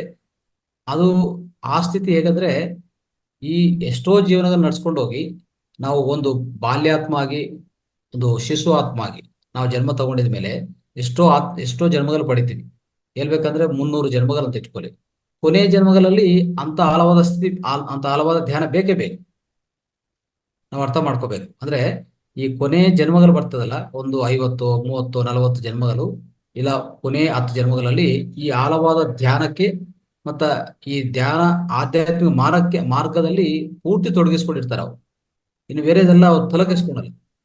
ಈ ಸಂಸಾರದ ಬಗ್ಗೆ ಮತ್ತೆ ಯಾವುದೋ ಕರ್ಮಗಳ ಬಗ್ಗೆ, ಹಣಕಾಸು ಬಗ್ಗೆ ಯಾವುದೇ ಒಂದು ಅವರು ಅಟ್ಯಾಚ್ಮೆಂಟ್ ತಗೊಳಲ್ಲ. ಅದೆಲ್ಲ ಬಿಟ್ಬಿಡ್ತಾರೆ. ಪೂರ್ತಿ ಆ ಧ್ಯಾನದಲ್ಲಿ ತೊಡಗಿಸ್ಕೊತಾರೆ. ಇನ್ನು ಹೋಗ್ತಾ ಹೋಗ್ತಾ ಕೊನೆಯ ಜನ್ಮದಲ್ಲಿ ಹೋದ್ರೆ ಏನ್ ಮಾಡ್ತಾರೆ, ಅವಾಗ ಸೇವದಲ್ಲೇ ತೊಡಗಿಸ್ಕೊತಾರೆ. ಅವ್ರು ಏನು ಎಕ್ಸ್ಪೆಕ್ಟೇಷನ್, ನಿರೀಕ್ಷಣೆ ಇಲ್ಲ. ನಿಮ್ಗೆ ಸಹಾಯ ಮಾಡ್ತಾನೆ ಇರ್ತಾರೆ ಅಷ್ಟೇ. ನಿರಂತರ ಸಹಾಯ ಮಾಡ್ತಾರೆ. ಈ ಸೇವೆ ನೋಡಿ, ಅದು ಅದ್ಭುತವಾದ, ಅದು ಕೊನೆಯ ಸ್ಥಿತಿ ಅಂತ ಹೇಳ್ಬೋದು. ಆ ಕೊನೆಯ ಸ್ಥಿತಿಯಲ್ಲಿ ಏನಾಗುತ್ತೆ, ಇನ್ನು ಅದರಿಂದ ಸಿಗೋದೇ ಮೋಕ್ಷ. ಅಂದ್ರೆ ಮತ್ತೆ ನೀವು ಬರೋದು ಬೇಡಪ್ಪ, ನಿಮ್ಮ ಸ್ಕೂಲ್ ಎಲ್ಲ ಕಂಪ್ಲೀಟ್ ಆಯ್ತು, ನಿಮ್ಗೆ ಮತ್ತೆ ಈ ಸ್ಕೂಲ್ ಅಂದ್ರೆ ಶಾಲೆ ಬಿಟ್ಟು ನೀವು ಕಾಲೇಜ್ಗೆ ಹೋಗಿ ಅಂತ ಹೇಳ್ತಾರೆ. ಕಾಲೇಜ್ ಅಂದ್ರೆ ಇನ್ನು ಉನ್ನತ ಲೋಕಗಳು, ಅದರಿಂದ ಉನ್ನತ ಲೋಕಗಳು, ಅದರಿಂದ ಉನ್ನತ ಲೋಕಗಳು, ಅನಂತ ಲೋಕಗಳು. ಆ ಲೋಕಗಳು ಎಷ್ಟು? ಅನಂತ, ಕೋಟಾನುಕೋಟಿ ಅನಂತ ಲೋಕಗಳು. ಅದಕ್ಕೊಂದು ಲಿಮಿಟ್ ಇಲ್ಲ, ಅವಧಿ ಇಲ್ಲ, ಪರಿಮಿತಿ ಇಲ್ಲ. ಸೊ ಇಂಥದ್ದು ನಮ್ಮ ಈ ಪೂರ್ತಿ ನಾವು ಅರ್ಥ ಮಾಡ್ಕೊತ ಹೋದ್ರೆ ಈ ಆಧ್ಯಾತ್ಮಿಕ ಜ್ಞಾನ ಅನ್ನೋದು, ಆಧ್ಯಾತ್ಮಿಕ ಈ ಒಲಪ ಅನ್ನೋದು ತುಂಬಾ ಆಳವಾದಿರ್ತದೆ. ಎಷ್ಟು ಆಳವಾದಿರ್ತದೆ ಅಂದ್ರೆ ನಾವು ಹೇಳಕ್ಕೆ ಸಾಧ್ಯವಿಲ್ಲ. ಈಗ ಮೇಡ ಮೇಲಿರೋದು, ಈಗ ನಾವು ಈ ತರ ಹೇಳ್ತಾ ಹೋದ್ರೆ ಗಂಟೆಗಳು, 1 ಗಂಟೆ 2 ಗಂಟೆ ಅಲ್ಲ, 24 ಗಂಟೆ ಕೊಟ್ಟರು ಮಾತಾಡ್ತಾನೆ ಇರ್ಬೋದು. ಅಂತ ಹಲವಾರು ಸಬ್ಜೆಕ್ಟ್ ಇದು. ಸೊ ಅರ್ಥ ಮಾಡ್ಕೊಳ್ಳಿ ಸ್ನೇಹಿತರೆ. ಸೊ ದಯವಿಟ್ಟು ಎಲ್ಲರನ್ನು ಹೆಚ್ಚು ಧ್ಯಾನ ಮಾಡ್ತಾ, ಸ್ವಾಧ್ಯಾಯ ಸಾಧನೆ ಸಂಗತ ಮಾಡ್ತಾ, ಒಂದು ಪಿರಮಿಡ್ ಮಾಸ್ಟರ್ ಆಗಿ ನಾವು ಜೀವನ ಮಾಡಿದ್ರೆ, ಸೊ ಇದು ಈ ಕೊನೆಯ ಜನ್ಮ ಆಗಿ, ಅಂದ್ರೆ ಈ ಜನ್ಮ ಆಗ್ಬೋದು, ಇನ್ನು ಒಂದು 2-3 ಜನ್ಮ ಆಗ್ಬೋದು, ಇನ್ನು ಸ್ವಲ್ಪ ಜನ್ಮಗಳಾಗ್ಬೋದು. ಖಂಡಿತ ಈ ಮಾರ್ಗದಲ್ಲಿ ಪ್ರಯಾಣ ಮಾಡಿದ್ರೆ ಸೊ ನಮ್ಮ ಮೋಕ್ಷ ಮುಕ್ತಿ ಅನ್ನೋದು ಪಡೆಯೋಕ್ಕೆ ಸಾಧ್ಯವಾಗುತ್ತೆ ಸ್ನೇಹಿತರೆ. Thank you madam, thank you so much.